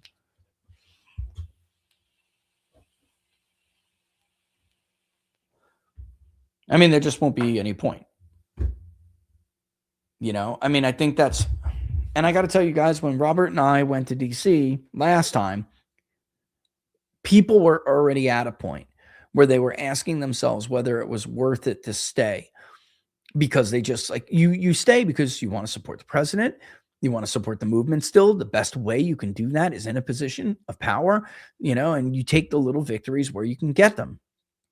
But it was already getting to the point where it's like what Joe had said about it really struck a nerve with me, because I'm worried about other people now, really good people, because this is what they were saying to us already. And it's like, if you're at the point where you think the gatekeeping is just so impossible and so bad that there's nothing you can do about it, and that, it's futile for you to even be there, then the Trump administration is going to lose all the good people. Nobody good's going to want to work for them. And it's just going to be filled with neocons. It's already been dominated and co-opted by the neocons and their gatekeeping, and they're doing a very good job at it. Don't forget, guys. I mean, no matter what you say about her, and my thoughts and prayers are with Susie Wiles, dealing with cancer. I fucking hate that disease. She's already going on the average term for a chief of staff. By the time we get to the midterm, she'll be well beyond the average term for a chief of staff. So, which is about 18 months. So, I mean, we'll see what happens with the White House if she leaves, which a lot of people think she will. I know twice she's been very close to quitting. I know of twice anyway. But yeah, I mean, we'll see what happens then. But I mean, the administration's got to hold it together until that time, right? The lesson of the midterms will be retribution for broken promises. Will the Dems learn it or turn right around and do the same thing? They have an entire plan finely tuned. And by the way, thank you all for your super chats. They have an entire plan for dismantling the Trump administration, and the media is going to help them do it. They have so many bad stories. I had to break someone's heart yesterday who's a good guy. You guys probably see him. I think he may even be on air right now, or he just got off 10 minutes ago. Took over for a certain other guy. And they're trying to, keep the show going. I had to break his heart. Like, dude, let me show you. And it's like it's gonna be really, really bad. I mean, I know Bloomberg, the Wall Street Journal, the New York Times, they're all sitting on some really bad things. And this time, the Democrats, this is why I do have some hope, bro, because like Cynic said before, like Democrats just can't stop themselves. They cannot stop themselves. And I talk to several, I keep open communication with several electeds, that that are, because it's just dumb not to, right? Their lesson, according to them, is that they didn't do it the first time the right way, that they went immediately after Trump and they never had his base fractured that badly. And they never, were able to strip him, really, even though they thought, like, some of them believed the polls and were dumb. They didn't do it right.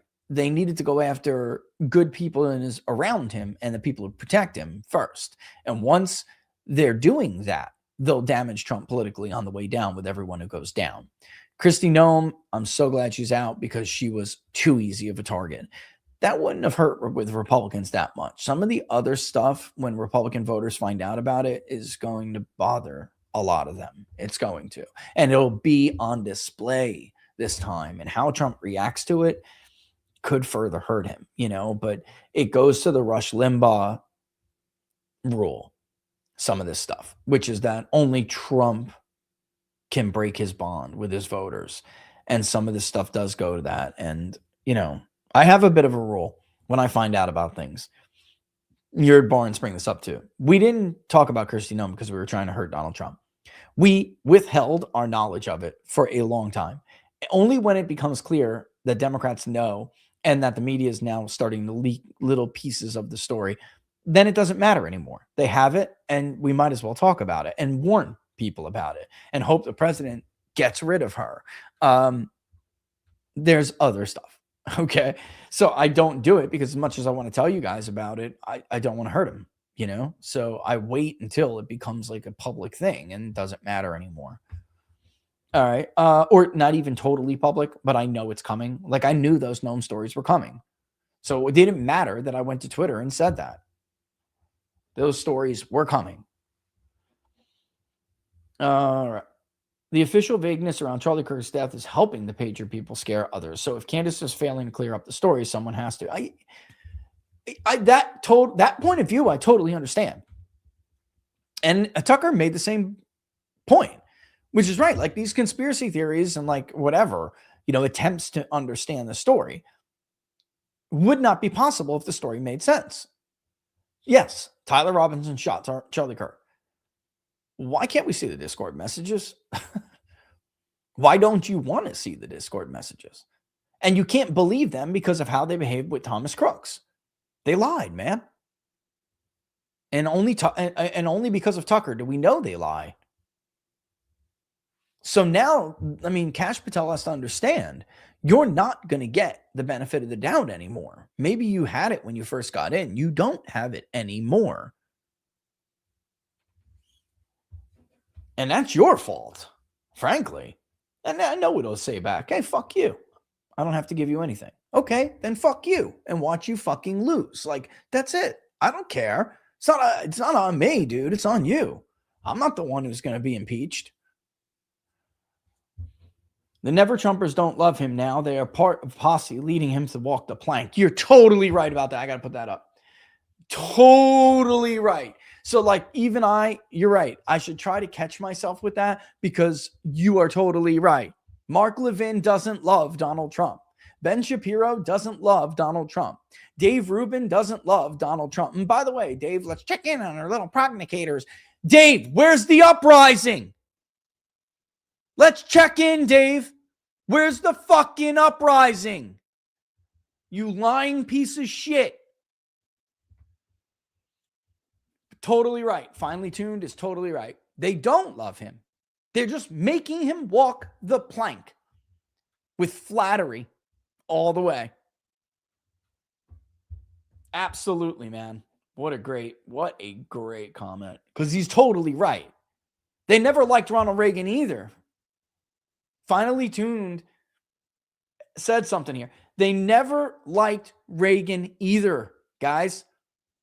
Remember, kamikaze conservative, voodoo economics. He's crazy. He'll get us in a nuclear war. Now all of a sudden these people are Reagan acolytes or something. Bullshit. None of those people, none of those neocons liked Ronald Reagan. Bill O'Reilly absolutely eviscerated George Will on this. By the way, George Will's wife destroyed the campaign of Scott Walker.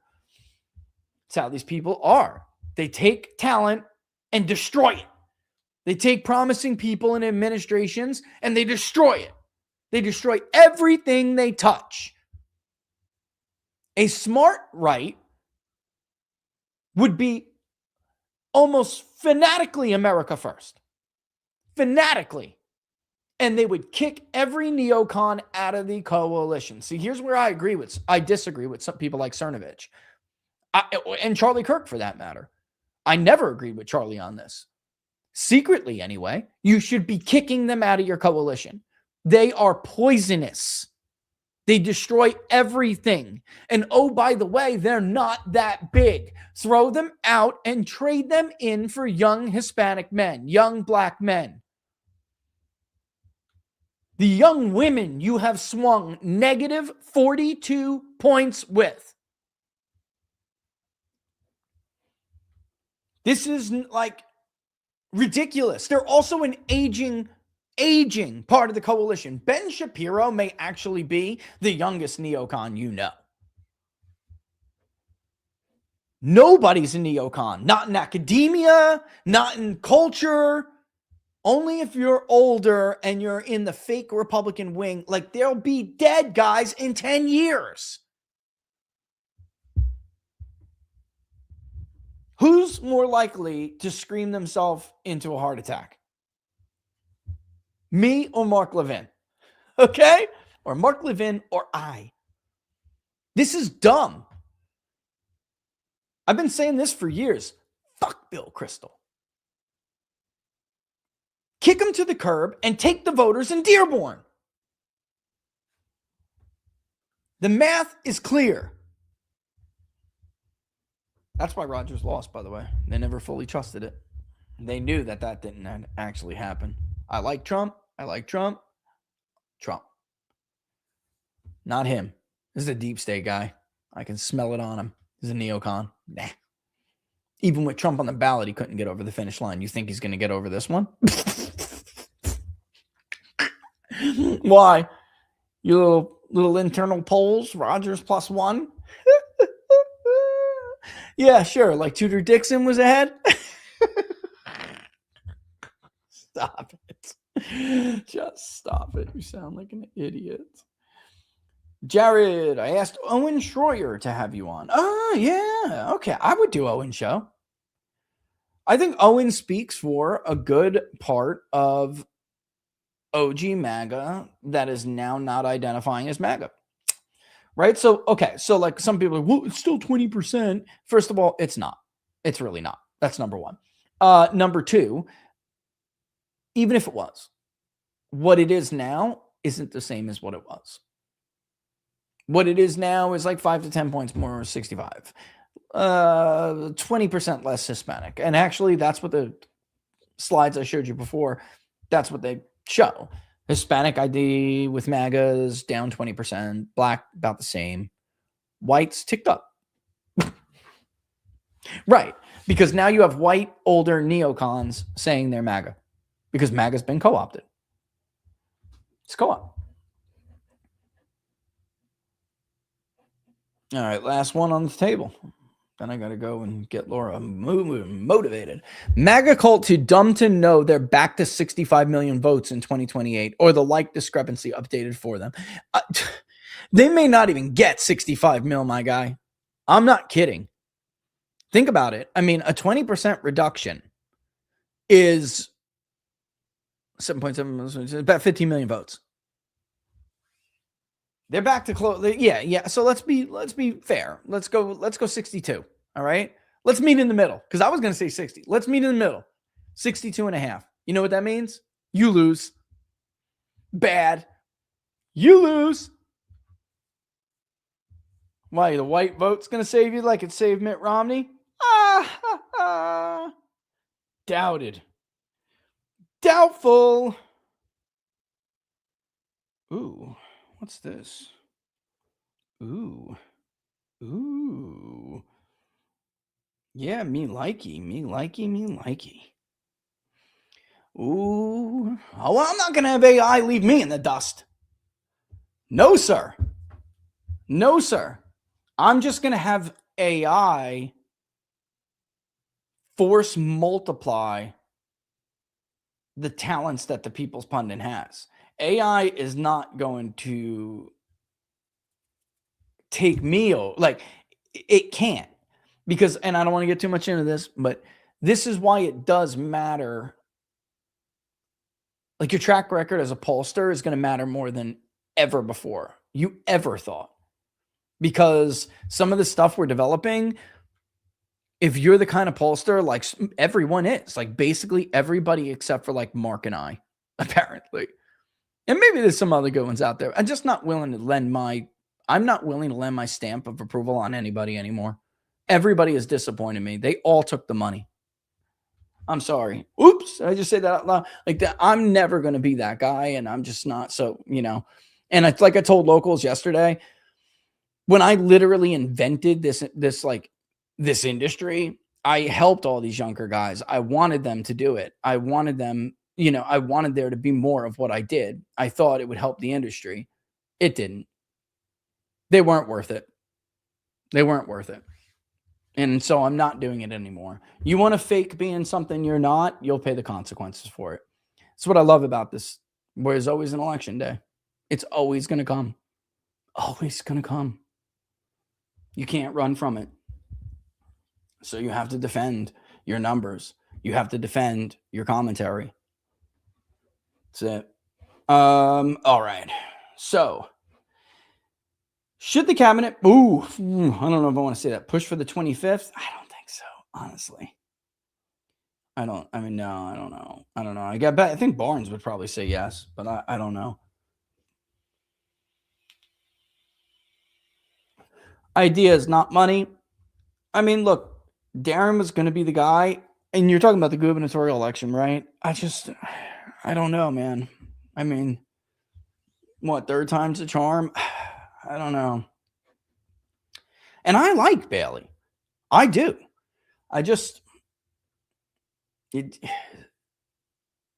I'm not sure it's even fair if he loses again, which I suspect he's going to. I just don't think it's even fair to like throw that on him. This environment's so bad for Republicans. It's like, I don't know why anyone wants to run. Israel has a time limit on support with our current demographics, and this is at Profile. How much do neocons understand this? Okay, what a great question. Oh my God, what a great question. So they're never going to let on in public Profile. I got to put this on here so everybody can see this. This is a good question. I'll put it up as a banner myself so people can see it. Oh, because I this is an important discussion to have. They do know. They know, my man. Many of them do know. Some of them don't want to admit it, of course, to themselves. But none of them want to admit it. And none of them want to admit it, period. Meaning they don't want to admit it publicly. They'll never respond. Doesn't matter how many graphics I put up. They're never going to respond and say, oh, shit, that's right. Here's the thing, too. They actually they do know. And unfortunately, what they've done with this information is the exact wrong thing and help to exaggerate or accelerate the trend that is leading toward them being a political pariah. You're right. There is a time limit, an expiration date on Israel as a force in our politics. It doesn't matter how much AIPAC raises. I'm telling you right now. I'm telling you right now. The young people, I'm actually a little bit nervous about what they're going to do when it's their time. They know that expiration date is there. That is why they decided to steal your presidency. That is why they decided, even though everyone in the world is going to say it's crazy and genocidal, they're going to say Turkey's next. That is why they're bombing targets Donald Trump doesn't want them to bomb.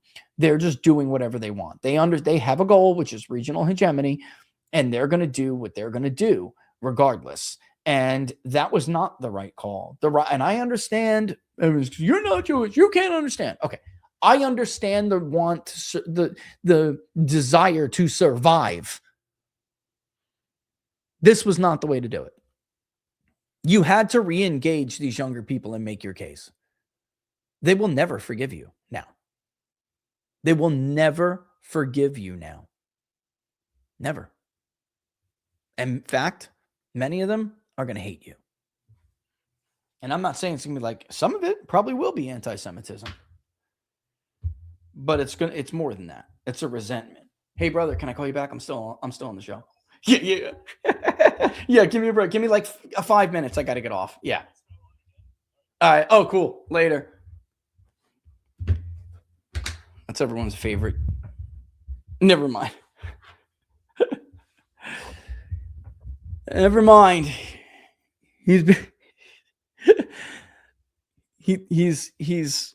I don't know how he got out of the chair and undid the handcuffs and got the tape off his mouth to call me.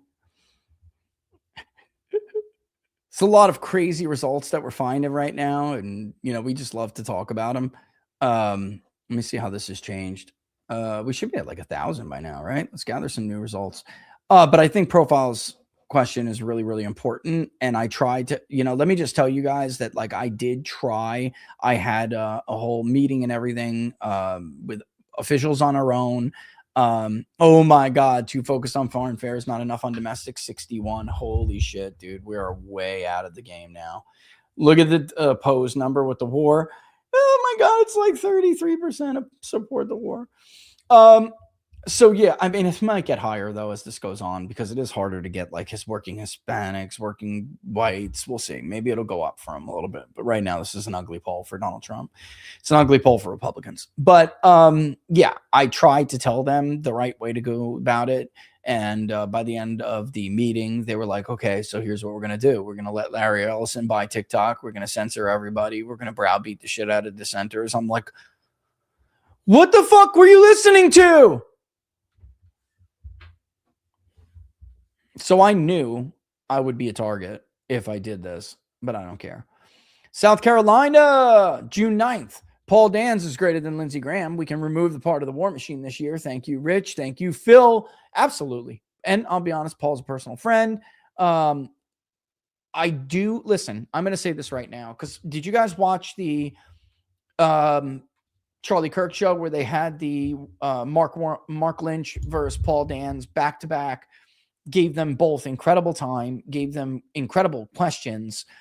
The feedback, because they asked for feedback, who do you think won that? Paul is just now starting to spend money. So I wouldn't be surprised if Lynch still had a lead or something like a small lead, but like that, their feedback was overwhelmingly pro Dans. It was like 9-1 that Dans won that exchange. Look, this is why Paul Dans has to be the candidate. If you don't get a low country Republican with appeal like Paul Dans, you're going to lose South Carolina. Somebody had brought this up, Drearier and others on locals, that I had been talking about the Southern problem for a while, which is that if you don't move in the direction of MAGA and start to win more of the non-white votes, specifically in the South, younger black voters, you're going to lose some of these states. Mississippi, look at Georgia, perfect example. North Carolina. There will come a time when these white boomers fall out of the electorate, that the white electorate remaining is too educated. It's too non-rural. You're not going to be able to hold these southern states. It will not be a Republican region of the country on this trajectory forever. You have to be a Trump or you're going to lose. Forget about Georgia. You'll start to lose the others. Paul Dans is a low country Republican. The votes are now in the low country. Charleston, Horry, Charleston, Myrtle Beach, right? This is what you have to do. You have to win PD votes. You have to win low country votes. You know what? Do I have a friggin' hold on. You know what? Let me go to Data Wrapper and pull up South Carolina. I think I got to do it. Oh, am I glitched here? Okay, it's coming. All right, it's coming. Hold on 1 second. Let me get rid of some of this stuff and then, yeah, I got like a lot of tabs up. Let me get rid of some of the tabs. Oh, duh, right here. There's Data Wrapper right here. What am I doing? Okay, let me go to my archive. Let me see if I can pull up South Carolina real quick, and you guys will understand what I'm saying. Lindsey Graham is from the upcountry, all right, and which I'm going to show you in a second. Let me just make sure I have the right one. All right, let's do the one that's off to the right a little bit so you can see. I got to be careful because I literally have polling data on one of these, and I don't want you guys. Well, it's not that I don't want you to. I can't show it to you because it's a client's poll. All right. If I was to overlap on this map, who has support and where? All right. You can see in the light pink, that's the low country. In the red on the eastern side is PD. The blue is central, which will be Democratic in a general election. To the west of that is the Piedmont region. All right. And then north and to the west of that, Spartanburg, Oconee, which is Lindsey Graham's own backyard. This is upcountry. In a Republican primary, you have like Lynch and Lynch challenging Lindsey Graham for the upcountry vote.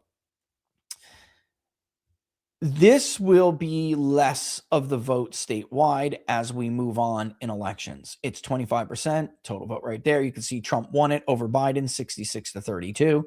In the Piedmont region, Trump won it a little less, 57-41. And that's because parts of central South Carolina are bleeding into the Piedmont, including in areas like Newberry, which used to be once upon a time a Republican county. It is now Biden won it. Trump did way better than this, by the way, in 2024. But I'm using this as an example to show you what could happen here. And this is how we define South Carolina, like exit pollsters do, et cetera, in our own polling and how we wait for it. All right. And then you have, by the way, the PD area, which is only at this point, it's growing along with the low country as a share of the overall statewide vote. Horry County, critical. Donald Trump was able to beat the Bush machine and beat Nikki Haley herself by winning the PD region unexpectedly and by margins that they could not offset. And then this, when you get down to the low country, is how Nancy Mace was able to beat Harrington, who was endorsed by Donald Trump, by the way. Nancy Mace beat her.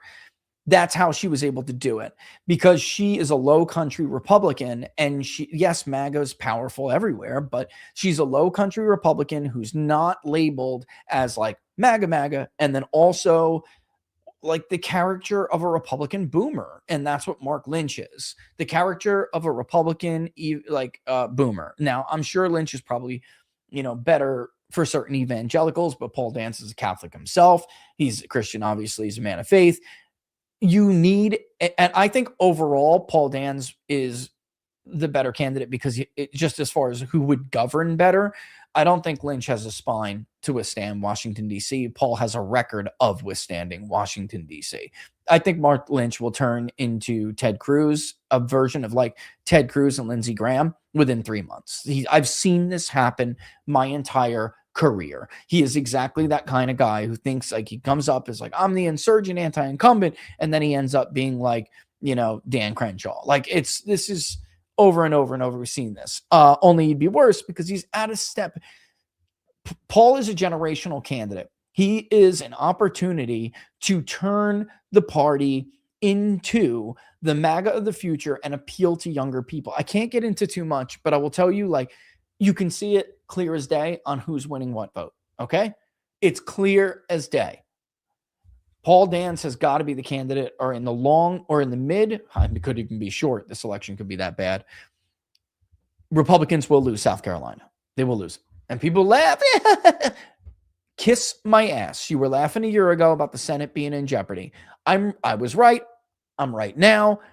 This has to change. You can't keep sending upcountry boomer Republicans to to be your nominees. You just can't keep doing it. Graham is winning because he is a universal name recognition, as a massively powerful political engine. But even Lindsey Graham, 30% of the Republican Party right now is threatening not to vote if Lindsey Graham is the nominee. So, I mean, it's a freaking disaster. It has to be Paul Dance because he has to be the low. You need to get a low country conservative. And by the way, the next time, if you don't pick Paul Dance, by the next time you have the opportunity to pick a low country Republican, he'll be a rhino, a big government rhino. So take the guy right now who has the wife on the board of the Kennedy Center and is beloved by everybody. Take the guy who has the record of Project 2025 and OPM and fighting election fraud and all, was by the way, was the genius behind the what's that oil case? Why is it like blocking out of my head right now? But anyway, somebody who's really you can trust to go and keep his principles and keep your values as number one. And I'm telling you, they miss this up, and you at some point in the nearer future than you think, you can kiss South Carolina goodbye. Do I poll? I didn't. Yeah, I mean, they just brought this up, but that's not a bad idea. I may actually do that. It's not a bad idea. The next one we do when we run something like that, I mean, Tulsi Kent, Tucker Kent, Tucker Tulsi. I don't know. I think we are going to have to start polling some of these, because right now the strongest ticket is Vance Tulsi, which is weird because Tulsi doesn't have the highest. Like, there are other people who have higher vote shares in the Republican primary, yet Vance Rubio, for instance, and Vance DeSantis, for instance, do not do as well as Vance Tulsi. And that's because Rubio's not adding anything. DeSantis isn't adding anything. They're not even reinforcing it. They're contradicting it, right? So that's the two things. And speaking of which, is what I brought up to what's his name on Twitter earlier today. You have to, a vice presidential nominee has got to add something of value or reaffirm. And I just don't see like a Rubio or a DeSantis or whatever being added to Vance at the top of the ticket. It does nothing. It does nothing. You're not adding anybody. Tulsi gets MAGA, gets disaffected Dems, right? Gets anti-war leftists. Although I don't know anymore, but we'll see. Hey, Rich, 28 will hinge on what Dems do after the midterms. The voters may tolerate impeachment of Trump if they try for JD. Well, bad. Yeah, I think Norm's on to something here. I think the electorate is going to be much more tolerant of impeachment this time than they were last time. Yeah.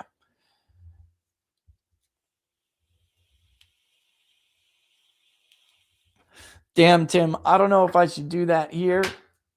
Or maybe, we do it at the, in another broadcast or something. But Edom in the Jewish view and how it relates to our beloved nation, the U.S. and Europe, or Edom, that is, and what they say of both. Yeah, that would probably, Tim, I think that's probably another video, I smell what you're cooking. All right. Is that it? Are we done? Is that it? That was a lot, but when we got more on locals again. Rich, the state of the GOP overall in Illinois. Okay. That's a great idea. Is not money. The state of the GOP in Illinois, period. The problem is, my guy, bro, the Republicans don't want to fund anything in Illinois. Like the donors themselves, I've tried to work with some people who really did get it. There are a lot of like orphan Democrats, old school, they were once upon a time Democrats and now they're not, in the suburbs of Chicago and elsewhere. And meanwhile, Republicans are chasing the old Mitt Romney vote and they're trying to win them back as they trend more Democratic. So, the state of the GOP in Illinois is very bad. It's defunct. It's a defunct party. And meanwhile, Democrats will spend $2 million on a state legislative district. I kid you not. So what they need to do, I have given them the blueprint to do. They just don't. It's not even that some of them don't want to do it. They can't find the money. Donors don't want to give it to them. They don't want to try. And it's a real shame too, because I remember in 2016 with Trump in Illinois, I remember we had a team that year. The two of them are no longer in this business. They decided they were going to leave and go do something with their skill set that was more profitable and more worthwhile and didn't take a public beating. And I got that. I understand. I do miss them though. And they were high integrity people and they did fantastic work. Illinois that night, I'll never forget looking at Illinois and us being like, wow, this could be next. Like this, they had such a huge opportunity. They had no resources. They put so when we see something like that will try to look at, what did they spend? What is organic here, right? And there was just a lot of organic things going on in Illinois, and they didn't do anything about it. It's pathetic. Yes, they do rely on the fake polls, Dread Robert. Yes. So the question is, in the people in the White House, are they looking at these fake polls and, they rely on them? Yes. Are they lying to the public, themselves, or both? Both. Now, I know for a fact Tony actually has given them the right numbers. I mean, do you support or oppose Donald Trump attacking Iran?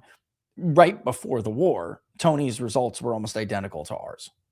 And they still went ahead and did it. And now they're just being shown BS polls from organizations that are sponsored by like APAC organizations. And like that pollster, go look and see if you can find any public record for that pollster whatsoever. No, that pollster is notorious for Israel lobby polling. That's what they do. That's what they're known for. And yes, it's both. It's all the above. VA Republicans are so broken. No one with a chance will challenge Mark Warner. I wonder how far most states are from the Republicans internally collapsing. I mean, North Carolina was strong a few years ago, but now repeat how many times? Yeah. North Carolina's in real trouble. It was doing great. Now the trend's reversing. It's so bad. I'm talking about registrations even. Look at Pennsylvania reversing, the new Ohio that never was. Basically, Nevada reversing. Republicans lost it there. I mean, so when you hear all these idiots talking about a unified MAGA is and how strong the Republican Party is and, oh, it's growing. If any of that was true, you think those independents are lying to us? They're not lying. If any of it was true, they'd be voting. If any of it was true, the registration gains would have continued. The numbers are there. There was way more realignment to be done. It's reversing now. Many people have just gone back. That's a fact. I mean, you can put out your shitty polls all you want. It's a fact. We know it is. Let's go back to this independent question. Yeah. Yep. 18.3 now again. Have you previously identified as MAGA? 18.3. I mean, looks like I need a little bit more men. A little too female. I mean, 47-53 is, there's nothing wrong with that. But it's just a little bit too female. Okay. 18.9, by the way. Now we're at 18.9. I just refreshed it. It could probably fall. It could fall, but it's interesting. When you look at what does that mean? All right. Let's say it's 10%. Let's say 10% of the independents that we spoke to used to identify as MAGA. That's all they are, 10%. Not that big of a deal. 90-10, guys. By the way, America First now is beating MAGA again back to like 57, with 57%. Let's just do some quick math. Where is my independent? Okay. Whoa. I hate how it does that. It scoots around as you scroll. 23 plus 5, 28, 30% of the sample, roughly, independent. Let's lowball it and say it doesn't come in at 15 or 20. Let's say it comes in at 10. What's 10% of 30? 3. That's not like everyone's like, oh, it's not that big of a deal. Yes, it is. You just lost 3% of your coalition. When you win elections by 1.5 points, you can't afford that shit. Especially since we all know they're not the only problem. There's a massive problem with people who never identified as MAGA and still voted for Donald Trump. How many bar charts and range plot charts are we going to put up showing how he has swung negative, net negative with this group and with that group and with this group and with that group? Yeah, there's overlap there, but the independents that we're focusing on right now are not the totality of it. And it makes sense, by the way. That 3% does make sense because Republicans are falling as a share. Makes sense. All right. I'm just curious if we got any pretty cool comments here. before we go. 245. Thinking about domestic versus foreign affairs, which comes close to your view regarding the current focus of the Trump administration, looks like it's going to be a new high on our White House focus tracker. All right, 245. I'm going to kick rocks. I hope you have a great weekend too. Ideas, not money. A reminder that I'm running for office in Cedar Park. Did you send us that support email? Or did you get with Laura on that? I think you did, right? Or Laura grabbed your email or something. Yeah, I mean, Cedar Park, Texas. I really love to see when people in the locals community run for office. It's inspiring. It's inspiring. I had no interest in the U.S. Senate. I just hate Washington, D.C. I thought to myself, where, if I ever did want to do it and get myself run through the mud with my background, where would I want to do it? Where could I do good? You know? And I think I like the idea of governor better. You know, I would do it just to prove a point, even if I wasn't going to win. Of course, I always do everything to win, but I mean, the idea would be to prove a point, you know.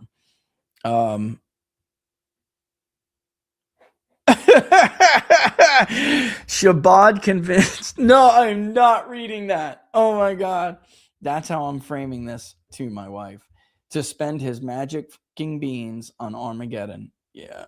Dude, that's one of the funniest takes I've ever seen. And I know what you mean. Don't go shit in your pants, people. All right. We're allowed to joke. Okay. Political correctness bullshit.